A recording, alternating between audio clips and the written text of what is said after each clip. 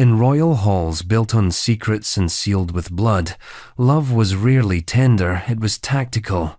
Behind every crown, a corpse. Behind every oath, a blade.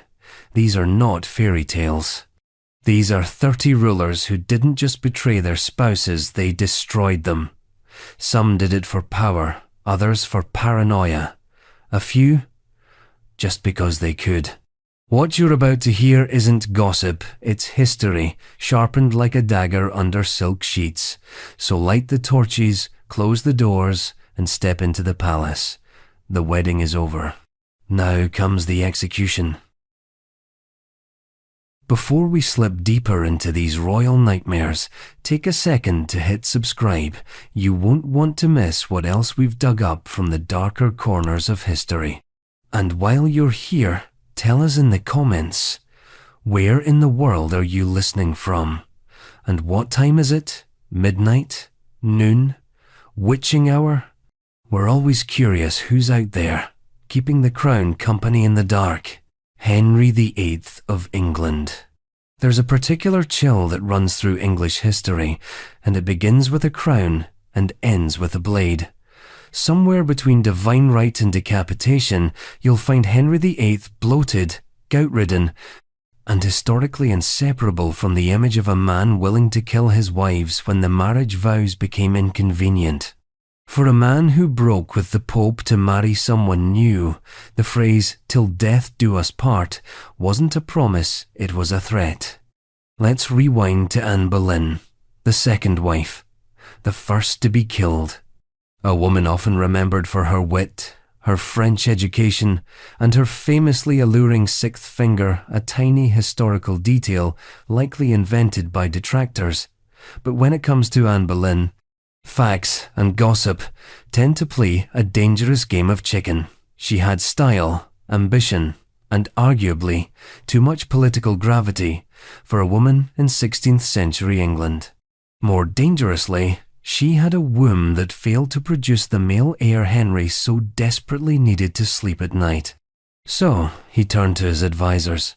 Whispered names were written in ink: her brother George, court musician Mark Smeaton, 4 noblemen accused of adultery, incest, witchcraft. No one really believed it except the king, or at least he needed to believe it enough to sign the order. She was beheaded on May 19, 1536. The sword imported from Calais. The crowd silent. And Henry? He went hunting that afternoon. The next morning, he married someone else. The rebranding was complete. Anne, like a failed investment, had been quietly removed from the portfolio. But the axe didn't stop there. Enter Catherine Howard, the 5th wife, a teenager married off to a man 3 decades older. She called him her sweet prince, though historical accounts suggest that may have been more performance than passion. Catherine had a past. Previous lovers, naivety disguised as scandal, and when it came to light, it came like a hammer. Unlike Anne, Catherine didn't wield influence. She didn't shape policy or divide religious empires. She simply existed in the wrong man's spotlight. And when her prior relationships became court gossip, they became cause for execution. Catherine was dragged from her chambers, screaming, pleading. Her final words? "I die a queen, but I would rather die the wife of Culpeper." Thomas Culpeper, the man she had allegedly loved, also executed. She was about 19, maybe 20. And Henry? He continued on, as if wives were just pages in a bad chapter. 6 wives total. 2 executed, 2 divorced. 1 died, 1 survived. If this were a dating profile, it would be written in red flags. What's often lost in the retelling is not the savagery of the executions, though they were plenty savage, but the almost bureaucratic ease with which they were handled. Legal justifications were drawn up, Acts of Parliament passed. The Church of England was used like a personal sword. It wasn't a crime of passion, it was a system. a monarchy. A conveyor belt of consent and consequence. What makes Henry's story uniquely disturbing is that he didn't hide behind shadows. He didn't poison quietly or whisper commands in dark corridors. He made murder royal policy. And history, for a time, applauded, painted him in oils, hung his portraits above fireplaces. Schools teach his 6 wives like a rhyme: divorced, beheaded, died, divorced, beheaded, survived. As if that's a joke, as if it's a game. Anne Boleyn and Catherine Howard didn't die for treason. They died because a man didn't get what he wanted: a male heir, a permanent flame, eternal control. And England, wrapped in incense and holy scripture, bowed its head and called it Providence. Some historians argue that Henry grew mad in his later years, that the infections in his leg poisoned his brain, that his obsession with lineage was cultural, not personal. Maybe, or maybe he just learned that power gives you options, and that a crown makes murder look like fate. But Henry wasn't the first king to execute his wife. He certainly wasn't the last. The twisted logic of royal marriages, alliances disguised as love, dynasties masquerading as destiny, has produced some deeply unsettling unions. Some end in scandal, some in exile, and some, as you're about to see, end in death. Because a few decades after Henry's bloody pageantry, on a different continent, another man in another imperial robe would take that same hunger for power and turn it into spectacle. A Roman emperor this time, with a taste for theatre, a flair for sadism, and a name that still echoes with fire and blood. Nero. Nero, Roman emperor. When a man burns down his own city and blames it on Christians, you might assume his worst crime is already behind him. But with Nero, fire was just foreplay. His true legacy lies not only in torched temples and fiddled melodies, but in 2 deaths that unfolded like Shakespearean tragedies rewritten by a madman with an imperial seal.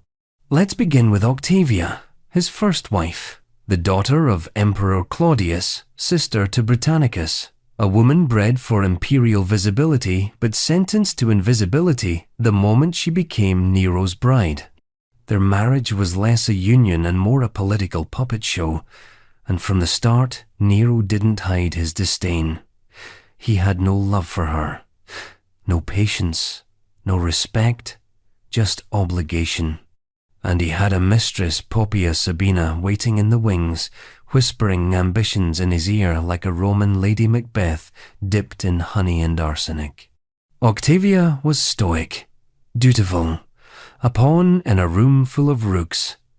When Nero began flaunting his affair with Poppaea, she remained silent. When he publicly humiliated her, she endured. But Roman gossip has teeth.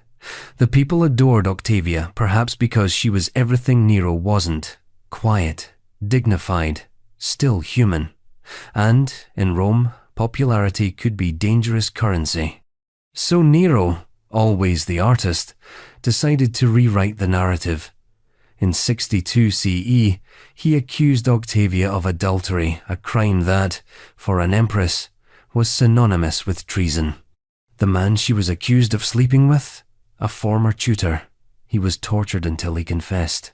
Octavia was banished, her slaves brutalized for confessions. But even then, exile wasn't enough. The people rioted in her name. Statues of Poppaea were torn down and replaced with effigies of Octavia. That kind of love? Unforgivable. So he killed her. They strangled her in exile, 17 years old. A teenager disposed of like surplus marble. Nero reportedly didn't flinch. His throne remained intact. His new wife, Poppaea, installed like a crown jewel. And yet what comes next is not redemption, not peace. Poppaea was beautiful, cunning, politically savvy. She got what she wanted.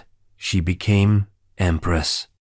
She gave Nero something he actually desired, a daughter. But the womb is no shield when you're married to a man who mistakes rage for romance. One night in 65 CE, while pregnant again, Poppaea said something too sharply, too boldly. Some historians claim it was a comment about his lateness. Others say it was jealousy. Nero responded with his foot, one kick to the abdomen. She died shortly after. No trial, no executioner. Just a burst of imperial temper and another corpse wrapped in silk.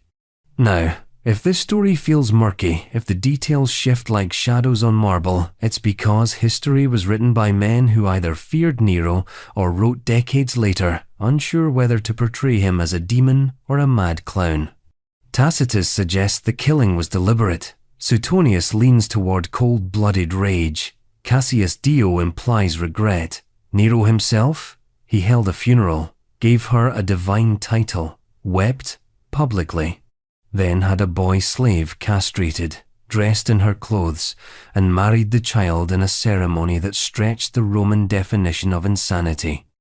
He named the boy Sporus, and suddenly the horror turns grotesque. Because Nero didn't just kill his wives, he tried to resurrect them in the shape of someone weaker, someone more compliant. Sporus followed Nero through the final years of his reign, paraded like a macabre tribute. Historians often debate the psychological dimensions of this act, whether it was madness, guilt, obsession, or just another page in Nero's never-ending opera of self-worship. But in any case, it was one thing: imperial. Rome, under Nero, wasn't run by laws, it was run by moods, and when the man on the throne believed himself a god, death became performance art. Octavia's strangling was political murder.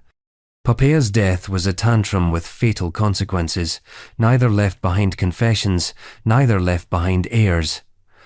Just silence. And in that silence, Nero screamed louder than ever. He sang, literally, on stage, in Greek, while Rome smouldered. And perhaps that's the most chilling detail, that a man who destroyed those closest to him still demanded applause, that the very audience he betrayed clapped, fearing silence more than complicity, that Rome, ancient and gilded, accepted the deaths of its empresses with the same indifference they gave to bread and circuses. But Nero's descent would end the way all self-deifying tyrannies do, with betrayal, paranoia, and a dagger pressed to the throat by his own hand. And yet even his suicide wasn't the end of the pattern. Rome had more emperors, more bodies, more shadows behind the throne. Because the seat Nero inherited, stained by the death of Octavia, had already seen its fair share of ghostly echoes. And before him, there was Claudius, a man stuttering through history, awkward, intellectual, manipulated, but not harmless. Number. He set the stage in blood long before Nero kicked his way into infamy. Claudius, Roman emperor. If Nero was the storm, Claudius was the calm before it, the kind of calm that makes the air heavy and the birds go silent. He stammered, he limped, he wrote dull histories no one read. And yet, somehow, he became emperor. Not because he seized the throne, but because he was overlooked long enough to survive everyone else. The Roman elite thought him a harmless puppet, a placeholder, a man too mild-mannered to kill. They were wrong. Behind the limp and the nervous tick was a mind like a trapdoor, and like many Roman emperors, Claudius learned quickly that power doesn't ask you to become a killer, it just makes it inevitable. Enter Valeria Messalina, his third wife. A woman with a name that now conjures up every Roman cliché about lust, manipulation, and corruption. But we should be careful with how we handle reputations inherited through centuries of propaganda. Messalina was young, beautiful, ruthless, possibly, or maybe just caught playing a game she was never meant to win. Either way, her fate was sealed not by scandal itself, but by the illusion of betrayal made too public to ignore. She married Claudius while he was still a private citizen, before he was emperor, when his prospects were more archival than imperial. By the time he became ruler, she was empress, and Roman empresses were expected to be maternal, ceremonial, quiet. Messalina, on the other hand, was a political animal. She orchestrated alliances, brokered appointments, and secured her family's wealth like a seasoned operator. That would have been fine had she not also allegedly indulged in, shall we say, extracurricular activities. The ancient historians, mostly men with a taste for gossip and a distaste for powerful women, accused her of outrageous things. Nightly escapades disguised as common prostitution, secret lovers smuggled through palace corridors, affairs with senators, gladiators, and anyone with a pulse and political use.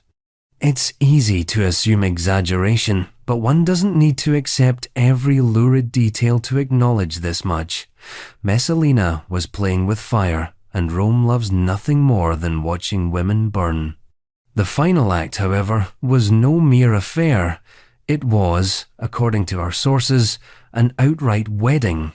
While Claudius was away in Ostia, Messalina allegedly married her lover, Gaius Silius, a man of nobility and ambition, in a full public ceremony.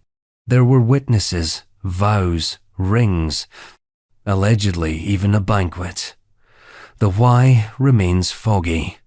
Some say it was a coup attempt, an attempt to replace Claudius with Silius and take the throne through marriage. Others argue it was a symbolic insult, a private affair misinterpreted by enemies as treason. Whatever the truth, the optics were radioactive.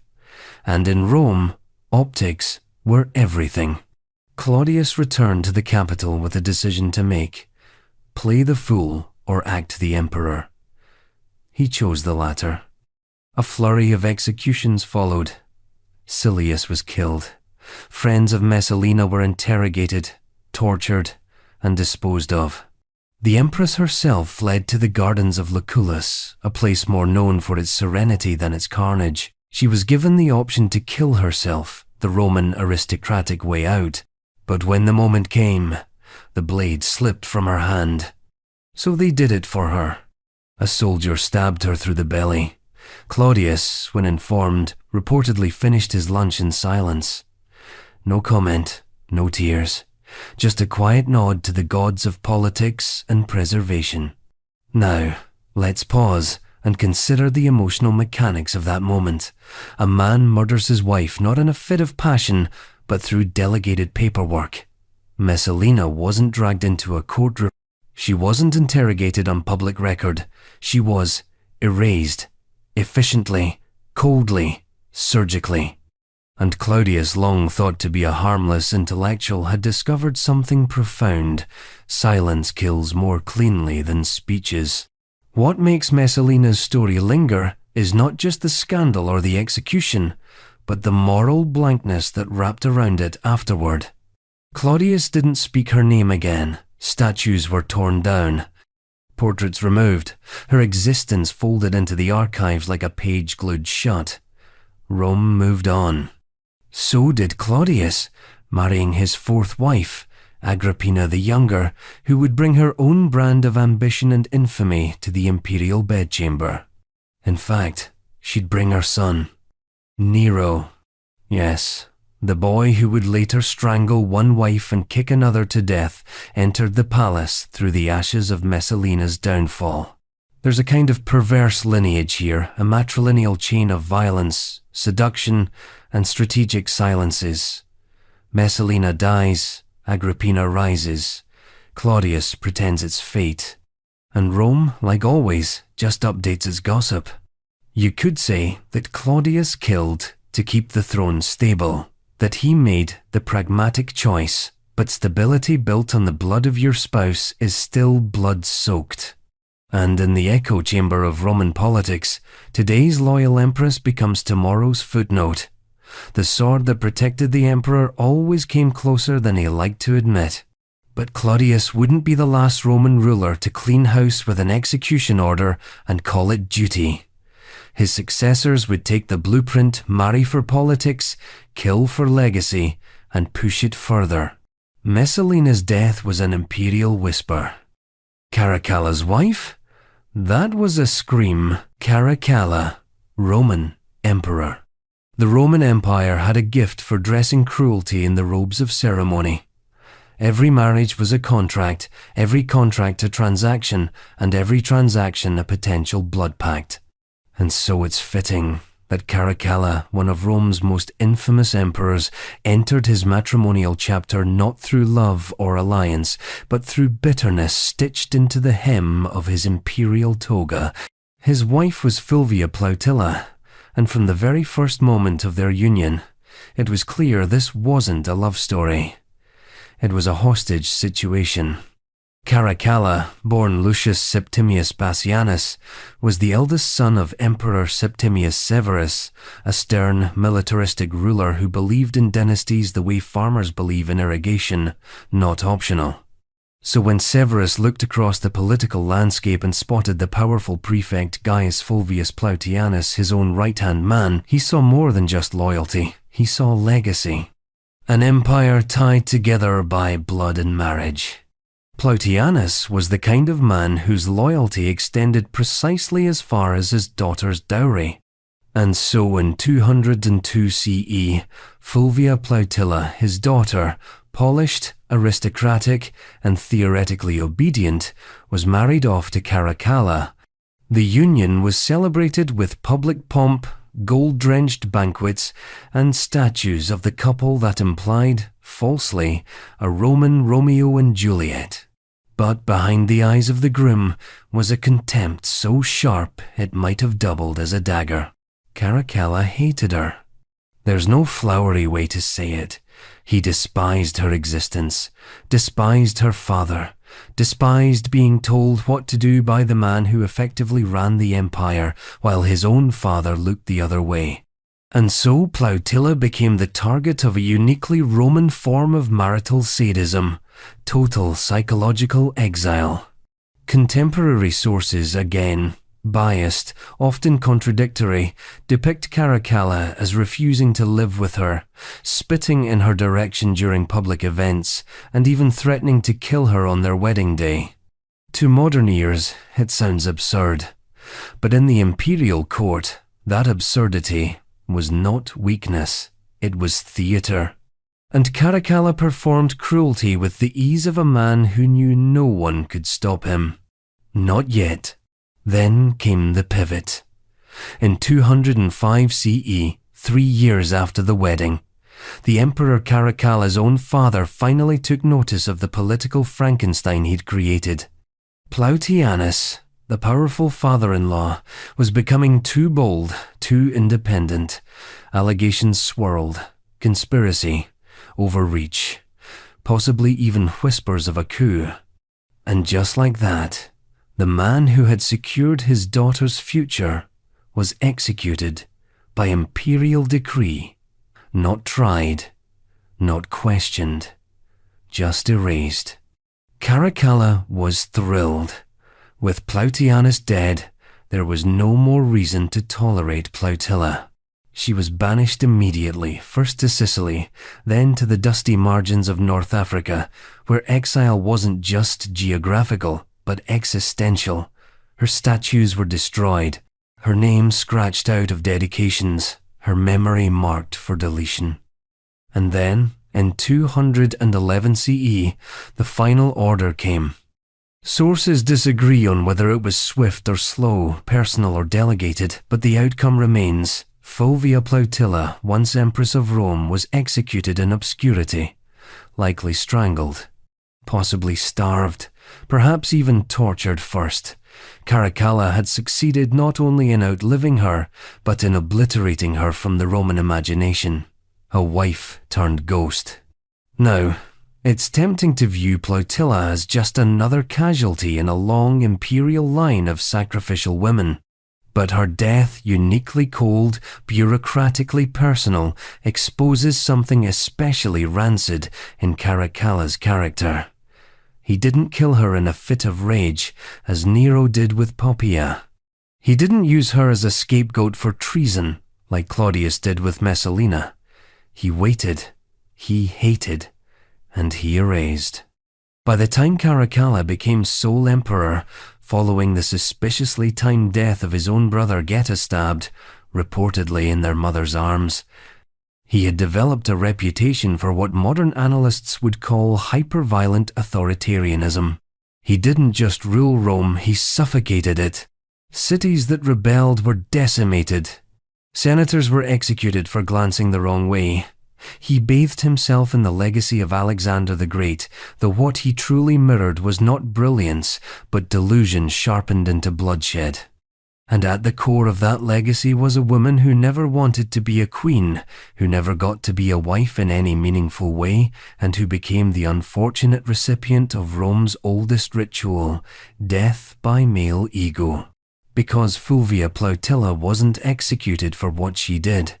She was executed for what she represented a past Caracalla wanted to burn, her father's influence, his forced obedience. The years when he was still a prince biting his tongue instead of wielding the knife. In killing her, he wasn't just tying up loose ends, he was rewriting the prologue to his empire. And here's the kicker. The Roman public barely blinked. They were used to this. Wives came and went, empresses rose and vanished like stages in a play no one really understood anymore. Rome's heart beat louder for generals and gods than for murdered women. Still, the shadows of those women didn't disappear. They lingered in the frescoes, in the margins of biographies, in the stone-cold lines of statues with faces broken off. And one of the most famous of those statues once depicted Plautilla serene, graceful, untouchable. You'd never know that beneath that idealized marble chin was a neck that would eventually be wrapped in a noose made of dynastic paranoia. But even Caracalla, for all his brutality, wasn't quite ready to eclipse what came next. Because the next Roman on our blood-stained list didn't just kill his wife, he killed his son too.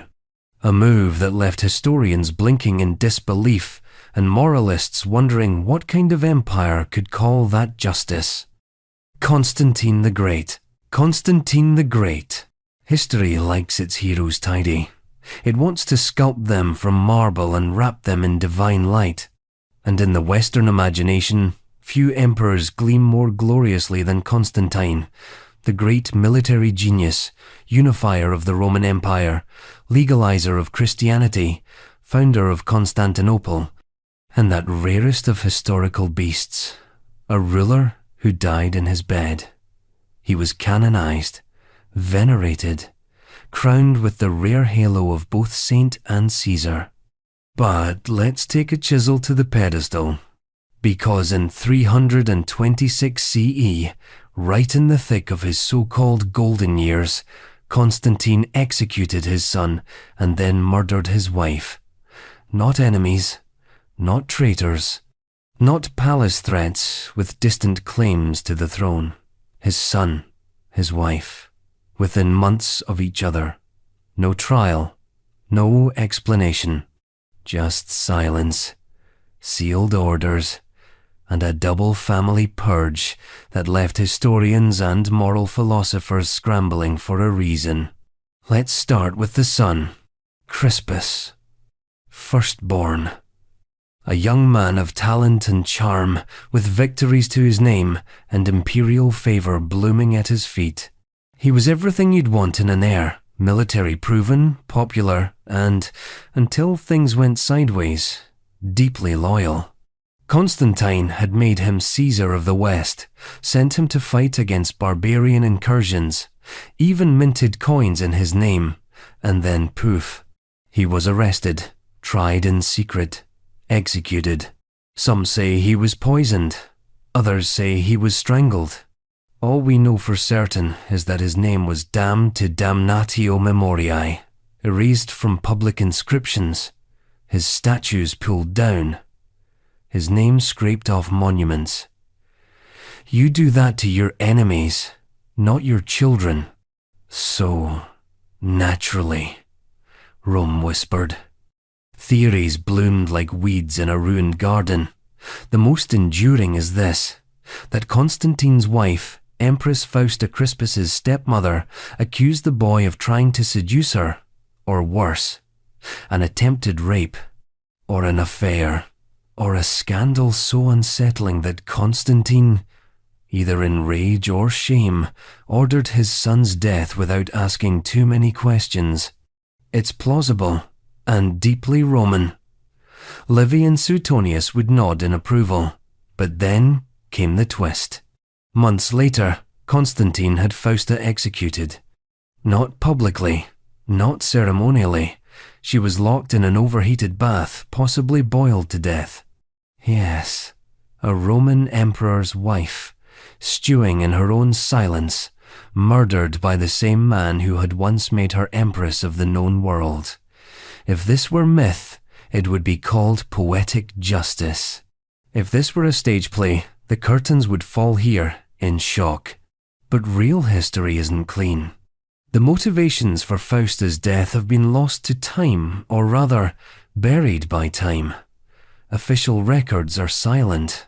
Christian chroniclers either omit it entirely or mutter vague phrases about divine punishment. The pagan sources aren't much better, either too late or too gleeful in using it as proof that Constantine was never holy to begin with.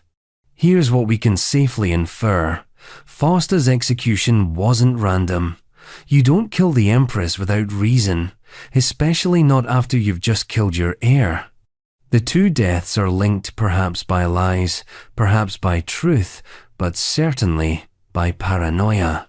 Maybe Fausta falsely accused Crispus of assault to eliminate a political rival. Maybe the accusation was real, and Constantine regretted his reaction.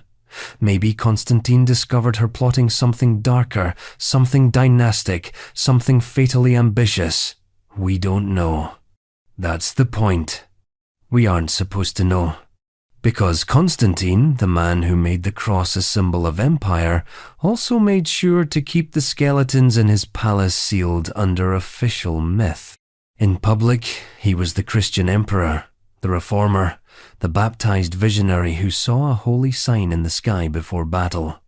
But behind the veil, a man who murdered the people closest to him with surgical finality. And unlike Nero, he didn't do it with theatrical rage. Unlike Caracalla, he didn't seem to enjoy it. Constantine's executions were bureaucratic, calculated, cold. Orders signed with a stylus and sealed with imperial wax. No public speeches, no dramatic breakdowns, just deletion. As if love, betrayal, blood were just numbers in an imperial column that no longer balanced. Fausta's death leaves a particularly bitter taste because her story ends not with drama, but erasure. Her name was almost completely wiped from imperial memory. Only scraps survive an inscription here, a coin there, reluctant mentions in hostile texts. She bore Constantine 3 sons. Her blood ran through the dynasty, and still she was disposable. That's the real horror of Roman marriage under imperial rule. Love was never the point. Women weren't wives, they were pivot points in political equations. Marry one to forge an alliance. Kill one to eliminate a liability. If you're Constantine, do both before the year ends and have dinner afterward. What makes Constantine's crimes more unsettling than the others on this list is precisely how unruffled they seem. Nero was a maniac. Caracalla was a thug. Claudius was a pawn with a pen. But Constantine? Constantine was the emperor history decided to love. And so his murders had to be swept under the tapestry of sainthood, hidden in footnotes and uncomfortable silences. But every empire, no matter how holy, has a graveyard full of whispers. And Constantine's whisper comes from a steam-filled chamber where a woman waited for her husband to change his mind and heard only the hiss of boiling water. The story ends in stillness, but the pattern doesn't, because centuries before Constantine chose the bath, another king crowned far from Rome chose a queen and then unchose her in spectacular fashion. His kingdom was Judea. His name was Herod, and the woman he killed, he never stopped loving her, which, somehow, made it worse. Herod, the great king of Judea, executed his queen, Mariamne I, 29 BCE. If history is a mirror, then Herod the Great cracked it with his own crown. He is remembered today with a pair of bloodied contradictions: the architectural visionary who rebuilt the temple in Jerusalem, and the paranoid tyrant who killed his own wife. And not just killed her, loved her so obsessively, so ruinously, that her death became the centerpiece of his myth. A man who built palaces with one hand and buried love with the other. Mariamne, I wasn't just any queen. She was Hasmonean royalty, the last living link to the Jewish dynasty that Herod had displaced through Roman favor and calculated marriage. Their union was less about love and more about legitimacy. Marrying her wasn't just strategic, it was essential. Her blood made Herod's rule acceptable, palatable, Jewish. And yet, Mariamne was no puppet. She was proud, famously beautiful, and as far as the sources tell, it utterly unimpressed by Herod's paranoia-drenched bravado. She had her own lineage, her own sense of identity. She didn't bend easily, and she certainly didn't flatter the man who had, in effect, stolen her family's throne. She may have married a king, but she never truly consented to his kingdom. Herod, meanwhile, was obsessed. Not in the romantic, candlelit way the word sometimes implies, but in the way fire obsesses with wood. He loved her with a hunger that reeked of possession, control, preservation. And it festered. Because love, in Herod's mind, was never safe unless it was sealed. So he watched her, controlled her, built her into the architecture of his dynasty, then panicked at the thought of losing her. The paranoia grew, as paranoia always does, in the absence of restraint. Herod began asking what would happen to Mariamne if he were to die unexpectedly, not who she would mourn, but who she would marry. And more dangerously, how her loyalties might shift if he were suddenly removed from the board. So, he did the unthinkable. He gave secret orders to have her killed if he died. A kind of preemptive grave insurance, because nothing says romantic devotion like planning your wife's execution just in case she gets any ideas after your funeral. Of course, Mariamne found out, possibly through whispers, possibly from the people Herod trusted to carry out the plan, and she was, understandably, livid. The betrayal cut deep not just because it revealed his paranoia, but because it proved the fundamental truth of their relationship. She was property. Herod didn't love her as a person, he loved her as a symbol. A trophy. A creature he could place in a gilded cage and call affection. After that, their marriage descended into a war of icy silences and open contempt. Herod's mother and sister, both infamous for their political meddling, stoked the fire with accusations, suggesting that Mariamne was unfaithful, that she had used her influence for treason, that she had mocked the king's affections behind closed doors. Whether or not these claims were true didn't matter. Herod believed them, or needed to. In 29 BCE, it came to a head. Mariamne was arrested, tried, convicted. The charges? Conspiracy, adultery, treason. The punishment? Death. Some say she was strangled. Others claim a more private execution. The method fades into the background noise of ancient atrocity. What doesn't fade is Herod's reaction. Because once she was dead, he unraveled. He didn't celebrate. He didn't sleep. He didn't eat. He wandered the palace in a stupor, calling for her, hallucinating her voice. He fled to his desert fortress, Masada, a hollow shell of the king who had ordered the death of the one person he couldn't emotionally replace. He even commissioned sculptures and paintings of her likeness, ghastly echoes of the queen he had destroyed. If this sounds like the behavior of a man overcome by guilt, perhaps it was. But it was also narcissism in morning's disguise. Herod didn't regret killing her because it was wrong. He regretted killing her because it left him alone with himself.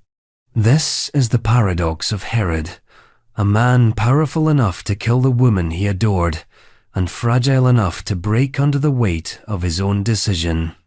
In Roman terms, he was a client king subservient to Caesar, beholden to Roman overlords, but within Judea, he ruled like a god.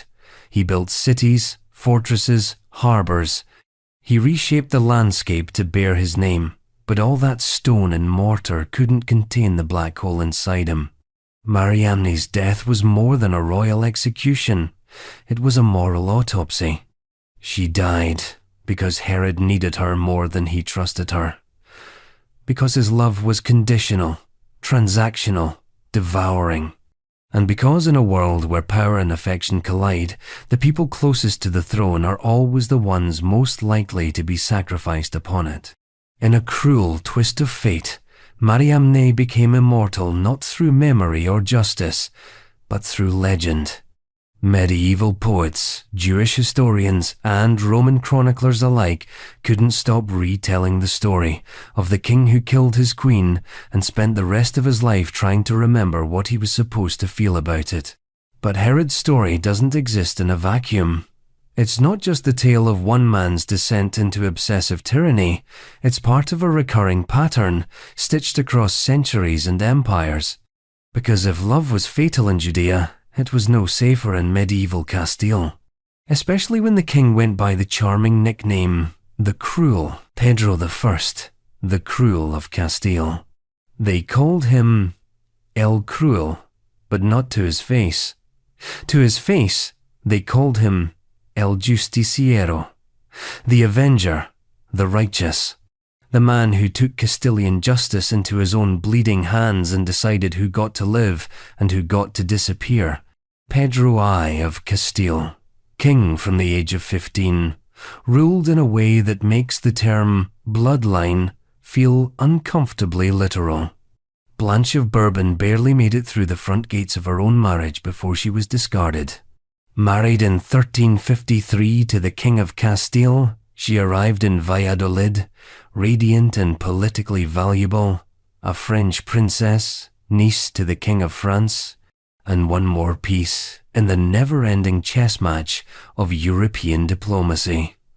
For her, the wedding was the kind of union that bore centuries of strategic weight.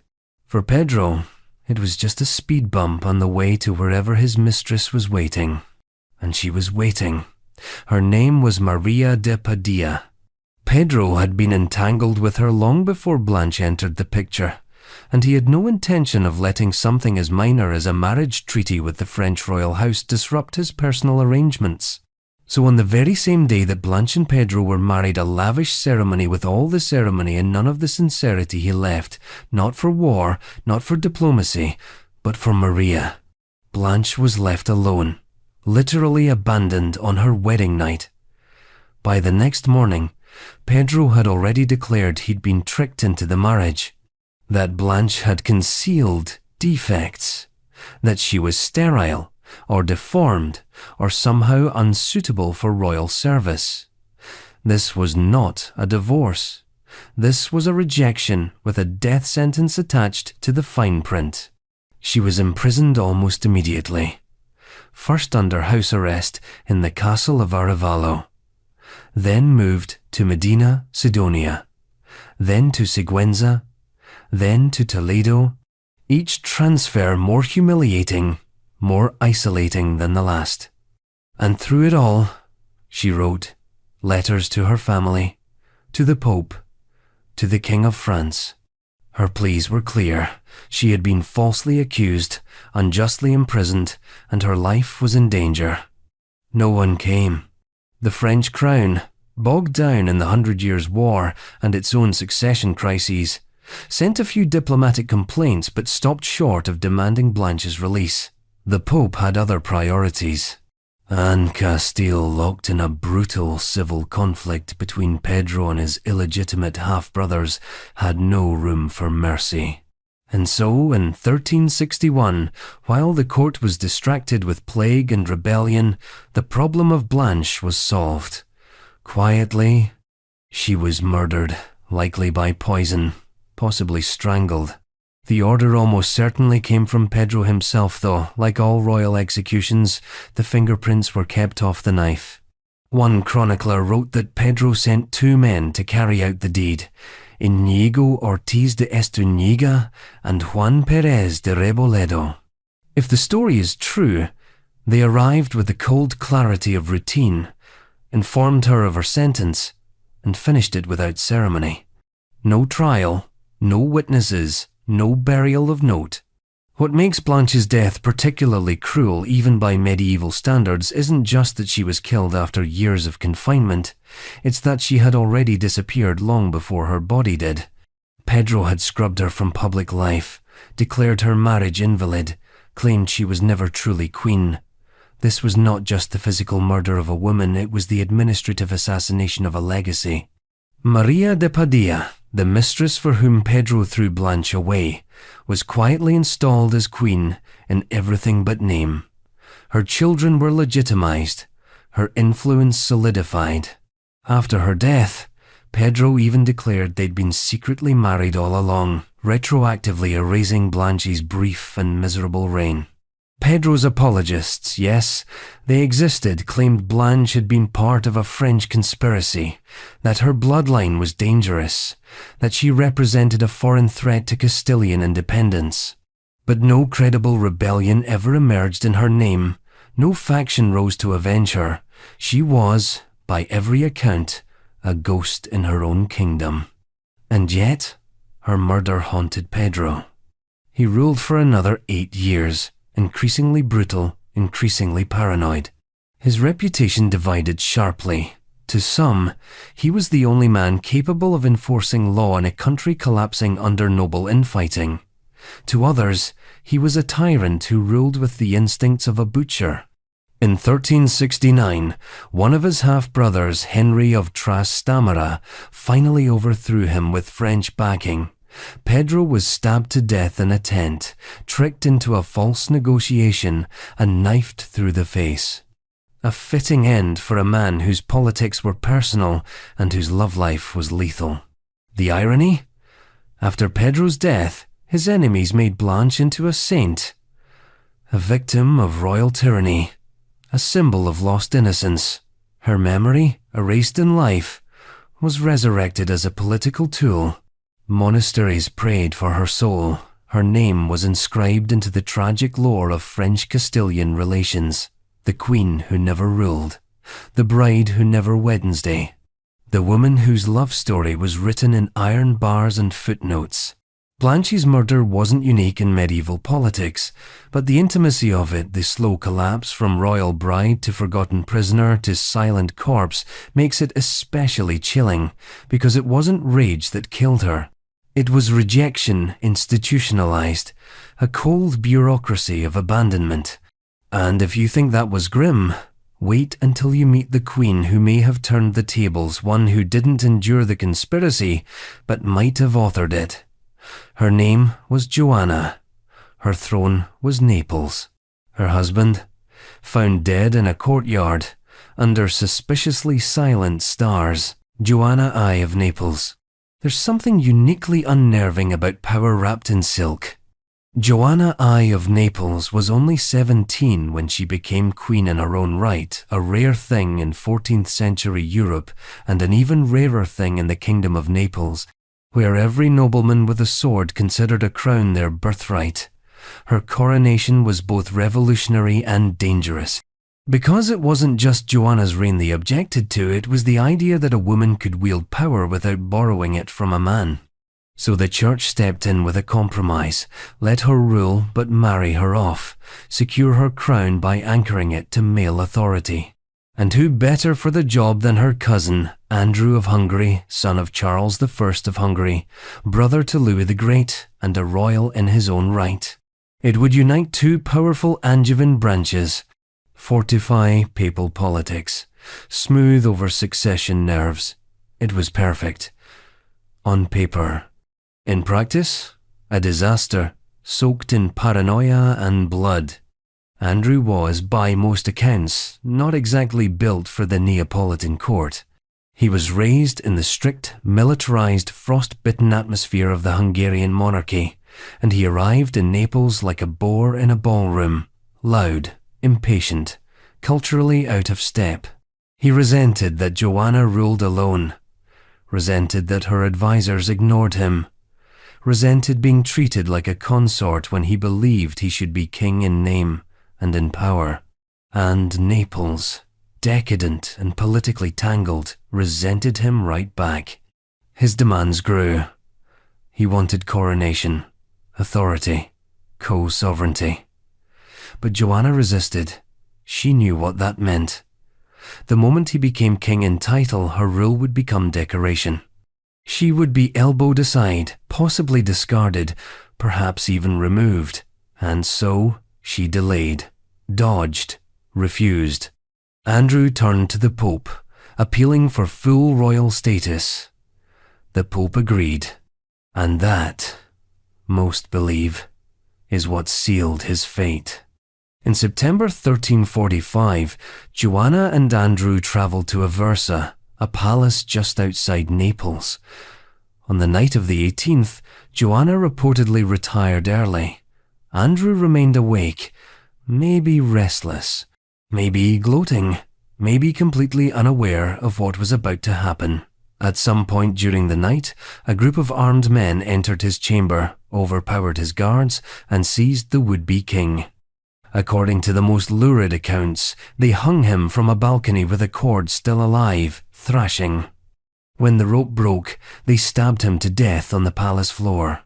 Then they dragged his corpse to the courtyard and left it like a message. The morning after, Naples erupted with whispers. The Queen's husband murdered under her roof during her stay by assassins no one seemed able to identify.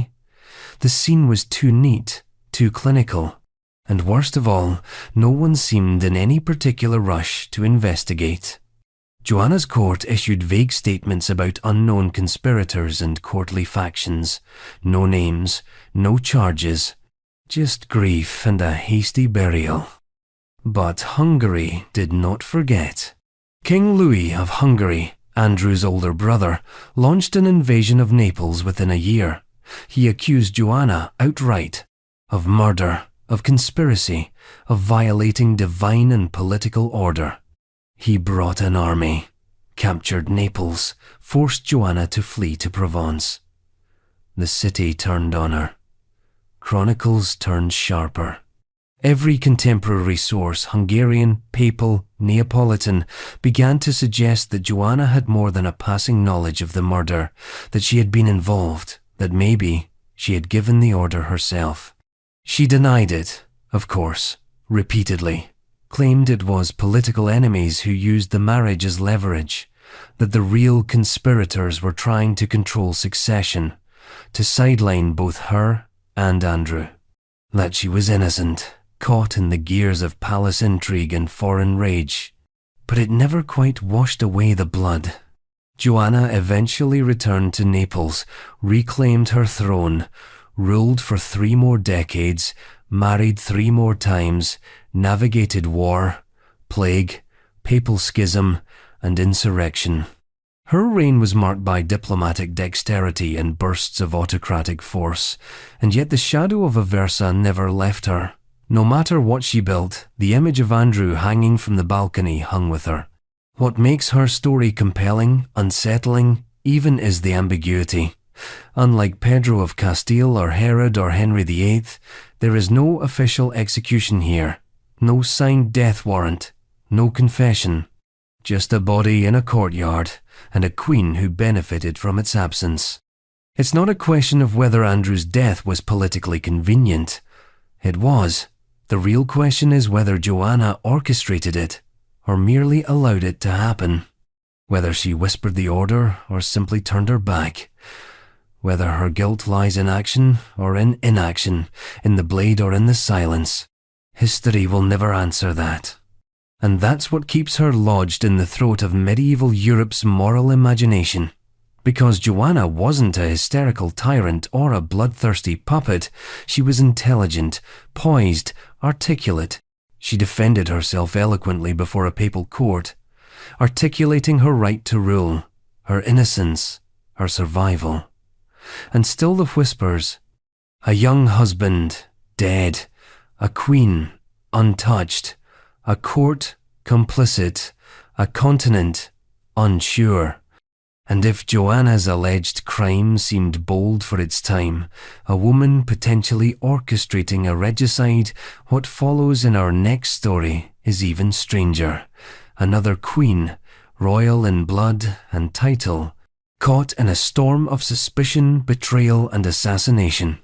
Except this time, the conspiracy didn't just unfold in shadowy corridors, it exploded in broad daylight, with gunpowder, rubble, and moral rot. Mary, Queen of Scots. Mary, Queen of Scots. Some royal marriages end in quiet heartbreak. Others end in diplomatic annulment.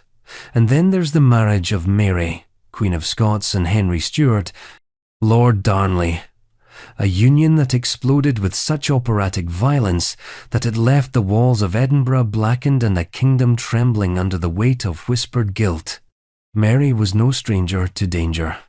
Crowned Queen of Scotland at just 6 days old, she was raised in the gilded peril of the French court, married to a sickly king who died young, widowed by 18, and tossed back into the political thorns of her homeland before she'd had a chance to breathe. She returned to Scotland in 1561, a Catholic queen in a nation that had just embraced Protestantism. Already, the room was full of matches, and she was walking on gunpowder. Enter Henry Stuart, Darnley, her cousin. A fellow Stuart with royal blood, tall, handsome, and as empty-headed as he was vain. On paper, their union made dynastic sense.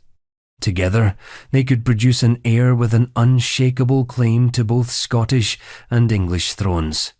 But this wasn't a fairy tale. It was a collision of two fragile egos inside a pressure cooker of religious tension, political backstabbing, and personal disintegration. Mary married him in 1565, and within weeks the rot began to show. Darnley wanted more than to be king consort, he wanted to be sovereign. Equal in rule, crown matrimonial, power, not just presence. But Mary no fool kept him at arm's length politically. She was queen regnant, crowned in her own right, and Darnley's demands grated fast. He drank, he sulked, he humiliated her in court. And when that didn't work, he tried something bolder: betrayal. In 1566, he joined a conspiracy of Protestant nobles to eliminate one of Mary's closest advisors, her private secretary, David Rizzio, a foreigner, Catholic, and the subject of increasingly toxic rumours. The plot was shockingly theatrical. During dinner, in front of a pregnant Mary, Rizzio was dragged from her side and stabbed over 50 times, his body left to bleed out on the floor of Holyrood Palace. Darnley was there, possibly complicit, possibly terrified, possibly both. It broke something between them. Mary never forgave him. Their marriage fractured. Darnley grew increasingly isolated. His enemies began to outnumber his allies. And Mary, caught in a kingdom tearing itself apart, began navigating the chessboard with ice in her veins. Then, on the cold night of the 10th of February, 1567, the house in which Darnley was staying, Kirkhope Field, a manor just outside Edinburgh, was rocked by an explosion. Shattered glass, cracked walls, scorched earth. But Darnley wasn't found in the wreckage. His body was discovered in a nearby garden, fully dressed, with no visible wounds. Strangled, possibly smothered, definitely murdered. The explosion had been a distraction. The real death happened quietly, efficiently, a message wrapped in fireworks. Scotland, of course, ignited. Darnley's murder was no ordinary crime, it was regicide. And it had happened under the reign of a queen already under suspicion. Who had motive? The list was long. Protestant lords, foreign agents, even Darnley's own relatives. But one name rose above the rest in the hysteria that followed. James Hepburn, Earl of Bothwell. Bothwell was Mary's nobleman, her enforcer, her protector, or her lover, depending on who you asked and which pamphlet you read. He was brash, brutal, and increasingly powerful. And just 3 months after Darnley's death, Mary married him. Let that timeline sink in. Her husband is murdered.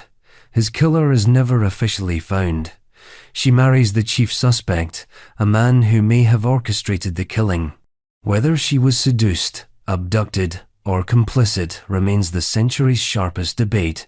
Some claim Bothwell kidnapped and raped her, forcing the marriage to legitimize his power. Others argue she was a willing participant in the murder and a co-author of the scandal. Some insist she was innocent, used, trapped by court politics and male ambition. The truth, like Darnley's last breath, is lost in the fog of history. What followed was catastrophic. The Scottish nobility rebelled. Mary was captured, forced to abdicate in favour of her infant son James VI, imprisoned, escaped, fled to England, seeking protection from her cousin Elizabeth I. And there, for 19 years, she waited, under lock and key, treated with a mixture of royal courtesy and political suspicion. Until eventually, Elizabeth signed the order. Mary was executed in 1587, not for Darnley's death, but for conspiring against the English crown. The irony is almost surgical. Mary wasn't beheaded for killing her husband, though many believed she did. She was killed for threatening someone else's té, for existing as a Catholic queen in Protestant England, for reminding the world that power, when held by a woman, was never forgiven. And Darnley? He became a ghost, a crime scene that never quite cooled. His murder remains officially unsolved. And maybe that's fitting, because the deeper you look, the more the facts twist into each other. Was it political necessity, romantic revenge, self-preservation, all of the above? Maybe not. But what's clear is this: love and power make for unstable chemistry, especially in royal marriages, where the line between throne and noose is one bad decision thick. And while Mary's downfall came on English soil, her next story brings us back to the East, to China in the 8th century, to a ruler under siege, a rebellion at the gates, and a woman his most beloved ordered to die not for betrayal, but to preserve the illusion of imperial control. Emperor Xuanzong of Tang. History doesn't often tell love stories. It tells alliances, compromises, dynastic swaps masquerading as marriage, and infatuations buried beneath treaties. But the story of Xuanzong and Yang Guifei, buried inside the decline of China's most celebrated golden age, reads like a twisted romance opera carved into the bones of an empire. It is lush, doomed, indulgent, and in the end, quietly monstrous. Tang Dynasty China, mid-8th century. The empire is vast, cultured, impossibly powerful. Literature blossoms, art flourishes, tea becomes a national obsession. But beneath the beauty lies something else, a sense that the center is rotting. that the harmony of heaven and earth so central to Chinese imperial philosophy is beginning to fracture. And at the center of the center sat Emperor Xuanzong, aging, distracted, increasingly enraptured by one woman, Yang Guifei. She was not born royal. She began as a concubine of the emperor's son, but Xuanzong took one look at her and decided decorum was optional. He pulled her into the palace, elevated her rank, and in a court filled with poetry, calligraphy, and ceremony, she became his obsession. The title Guifei, imperial consort of the highest rank, was created just for her. She didn't just catch his eye, she reordered his world. She bathed in lychee wine. She wore silks that bankrupted treasuries. Musicians composed for her. Poets immortalized her. Her beauty, the records say, put flowers to shame. Her influence was enormous, but power in the Tang court rarely came without a tail, and Yang's tail was long, sharp, and political. Namely, her family. She used her imperial favor to elevate them brothers, cousins, in-laws, chief among them, her cousin Yang Guosheng, a slippery bureaucrat with a gift for survival and an even greater gift for corruption. He rose quickly through the ranks, consolidating influence, undermining rivals, and making enemies across the military elite. One of those enemies was a general named An Lushan. An Lushan was a curious figure, part Sogdian, part Turk, a foreigner in Chinese robes, adopted son to Yang Guifei in a strange ceremonial gesture that blurred the lines between political theater and family drama. He commanded massive armies in the northeast and, at first, was favored by the emperor. But court intrigue devours friendships, and An Lushan eventually found himself edged out by Yang Guozhong's influence.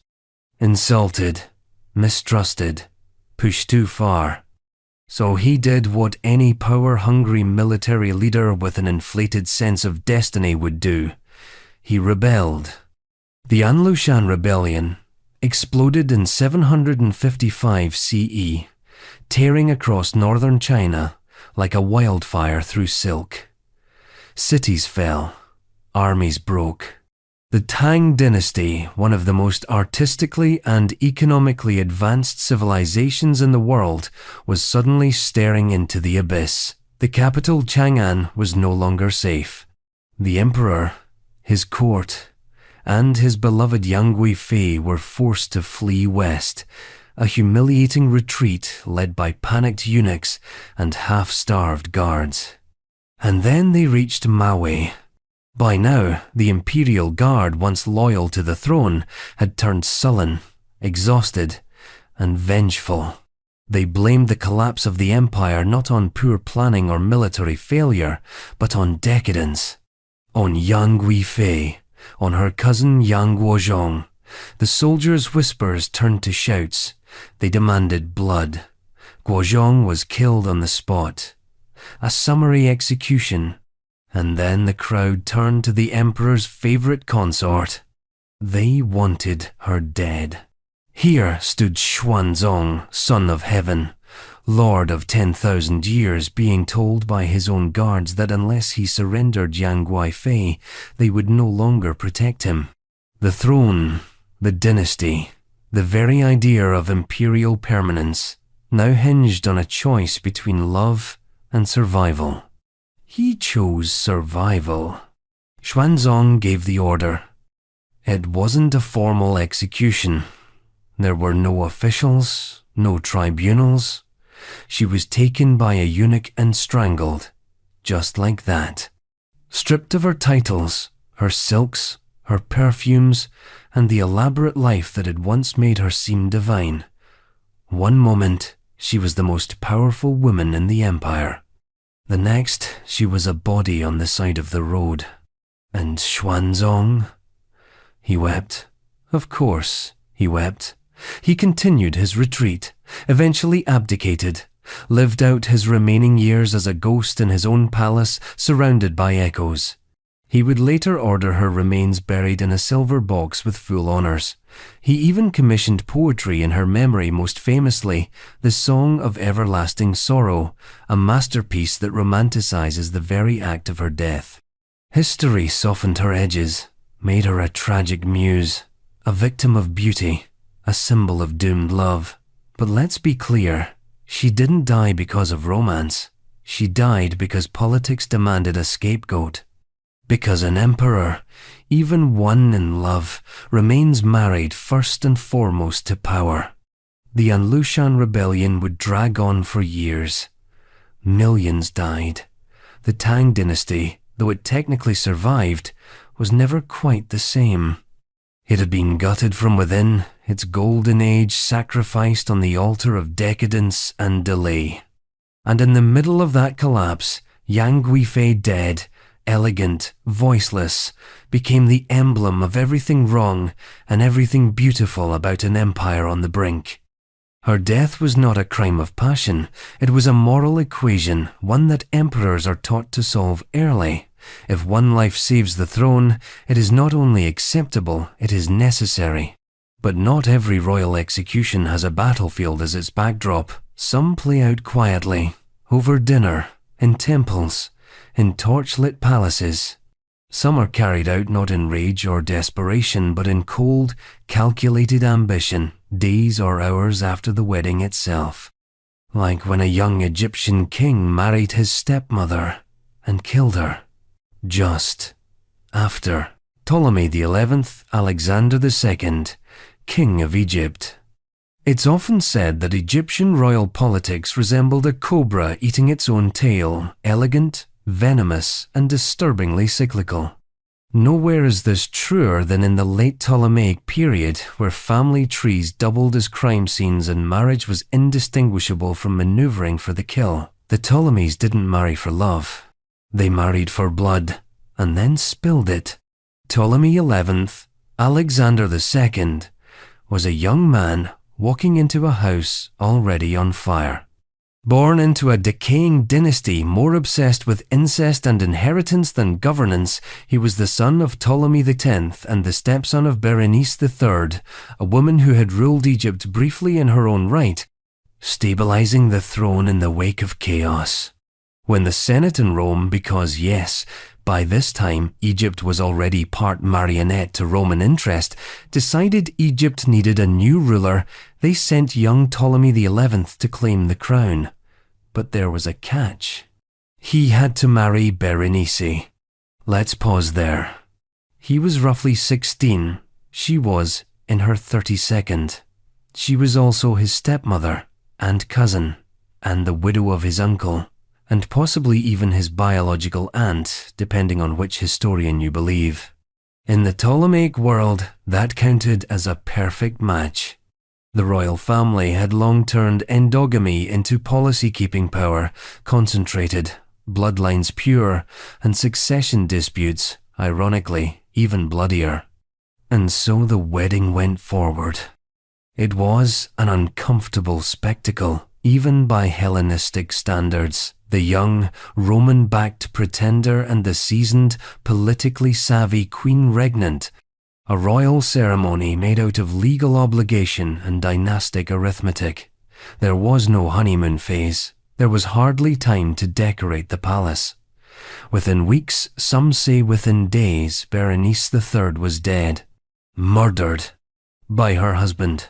The how is debated. Some say she was poisoned. Others say she was stabbed by palace guards loyal to him. There is even a version where she was lured into a false meeting and quietly strangled, a whisper of silk and betrayal. The truth is buried in centuries of contradictory records, all united by a single horrifying fact.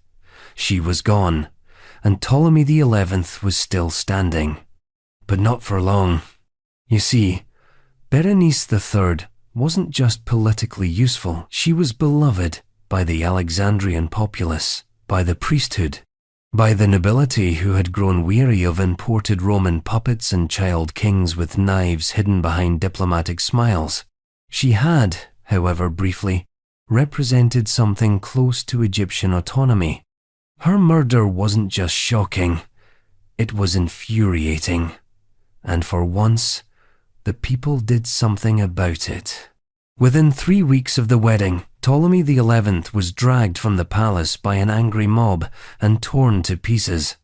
Yes, torn to pieces. The Romans hadn't even finished writing the letters of congratulation before their chosen king was lying in pieces on the marble floor, his reign reduced to a cautionary paragraph in dusty archives. He had ruled Egypt for 19 days. A short reign, a shorter marriage, a brutally permanent mistake. Now, the immediate question then and now is, why did he do it? Why murder the one person who legitimized your claim? Why remove the figure who stood between you and open rebellion? Why light the match when you're standing in the kindling? There are theories, of course, that he resented her authority, that he feared she'd eclipse him as queen regnant, that Roman advisors whispered poison into his ear, convincing him that she was a threat to his fragile throne. Or maybe, more disturbingly, he didn't see it as a choice at all. Maybe in the cold logic of dynastic rule, removing Berenice was simply step 2 of his coronation. Because in Egypt, even more than in Rome, power was visual, symbolic, absolute. Berenice had ruled alone. She had issued decrees, appeared in temples, worn the double crown of Upper and Lower Egypt with the authority of a living goddess. To Ptolemy XI, marrying her wasn't enough. She had to be erased. And he underestimated the cost of erasure. His death, while gruesome, wasn't just mob violence, it was political correction. A reminder that even in a system built on assassination, there were limits. That even a kingdom addicted to internal bloodletting had lines that could not be crossed. He crossed them, and the crowd pulled him back across, one dismembered limb at a time. The aftermath? Egypt descended into another chapter of dynastic musical chairs. Ptolemy XII, known later as Auletes, the father of Cleopatra, would eventually take the throne, setting in motion the final acts of the Ptolemaic dynasty. But the murder of Berenice III remained an unforgettable stain, a moment when the palace consumed its queen and choked on the bones. There's a cynical pattern here, repeated like a curse in royal history, that those who bring legitimacy, especially women, are often the first to be destroyed. Berenice wasn't an obstacle. She was the foundation. But for a boy desperate to seem like a king, she became a mirror too clear to bear, and so he shattered it. And as the shards were swept up, Egypt prepared to welcome the next royal monster in line. A different culture, a different crown, but the same pattern: marry, manipulate, murder. Because the next king on our list, he didn't just kill his wife, he might have killed his sister, Cambyses II. If you're looking for a royal murder mystery soaked in myth, politics, taboo, and the unreliable narration of ancient historians, you will not do better or worse than Cambyses II of Persia. He was the son of Cyrus the Great, the man who founded the Achaemenid Empire, which at its peak spanned from the Aegean Sea to the Indus River. A legendary father, a vast empire, a throne carved out of conquest. And onto that golden pedestal climbed Cambyses' equal parts heir and warning sign. He ruled from 530 to 522 BCE, and in that brief, turbulent reign, managed to conquer Egypt, destabilize Persia's nobility, unleash a rebellion so absurd it was led by a man impersonating his dead brother, and if Herodotus is to be believed, murder his own sister wife in a flash of imperial madness. Let's start with the marriage. According to Herodotus, and later echoed in other Greek sources, Cambyses fell in love or lust with one of his sisters. Some sources name her as Roxanne, others leave her anonymous. Either way, the Persian nobility was horrified. Incest, While not unheard of in later Persian dynasties and other royal lines, Ptolemy's, was not yet codified or normalized within the Achaemenid royal family. His counselors, particularly the elder nobleman Croesus, former king of Lydia turned Persian advisor, reportedly warned him against it. Cambyses didn't take the advice well. Not only did he go through with the marriage, but some accounts suggest he took multiple sisters as wives, and then again, if we trust Herodotus, he killed one of them. Why? Well, that's where things get slippery. Herodotus offers two versions of the story, both of which reek of dramatic license, moral instruction, and just a whiff of personal vendetta. In the first version, Cambyses strikes down his pregnant sister wife in a fit of rage during a courtly dispute. In the second, it's an even colder act. After asking her opinion about a decision he's already made, she voices disagreement, and he kills her on the spot, allegedly saying, "You're weeping now, but you'll have something to really cry about soon." Then he stabs her. In both versions, the implications are clear. Cambyses doesn't just murder, he murders personally, up close, as if to emphasize that no one, not even the mother of his unborn child, not even his own blood was safe from the blade if they challenged him.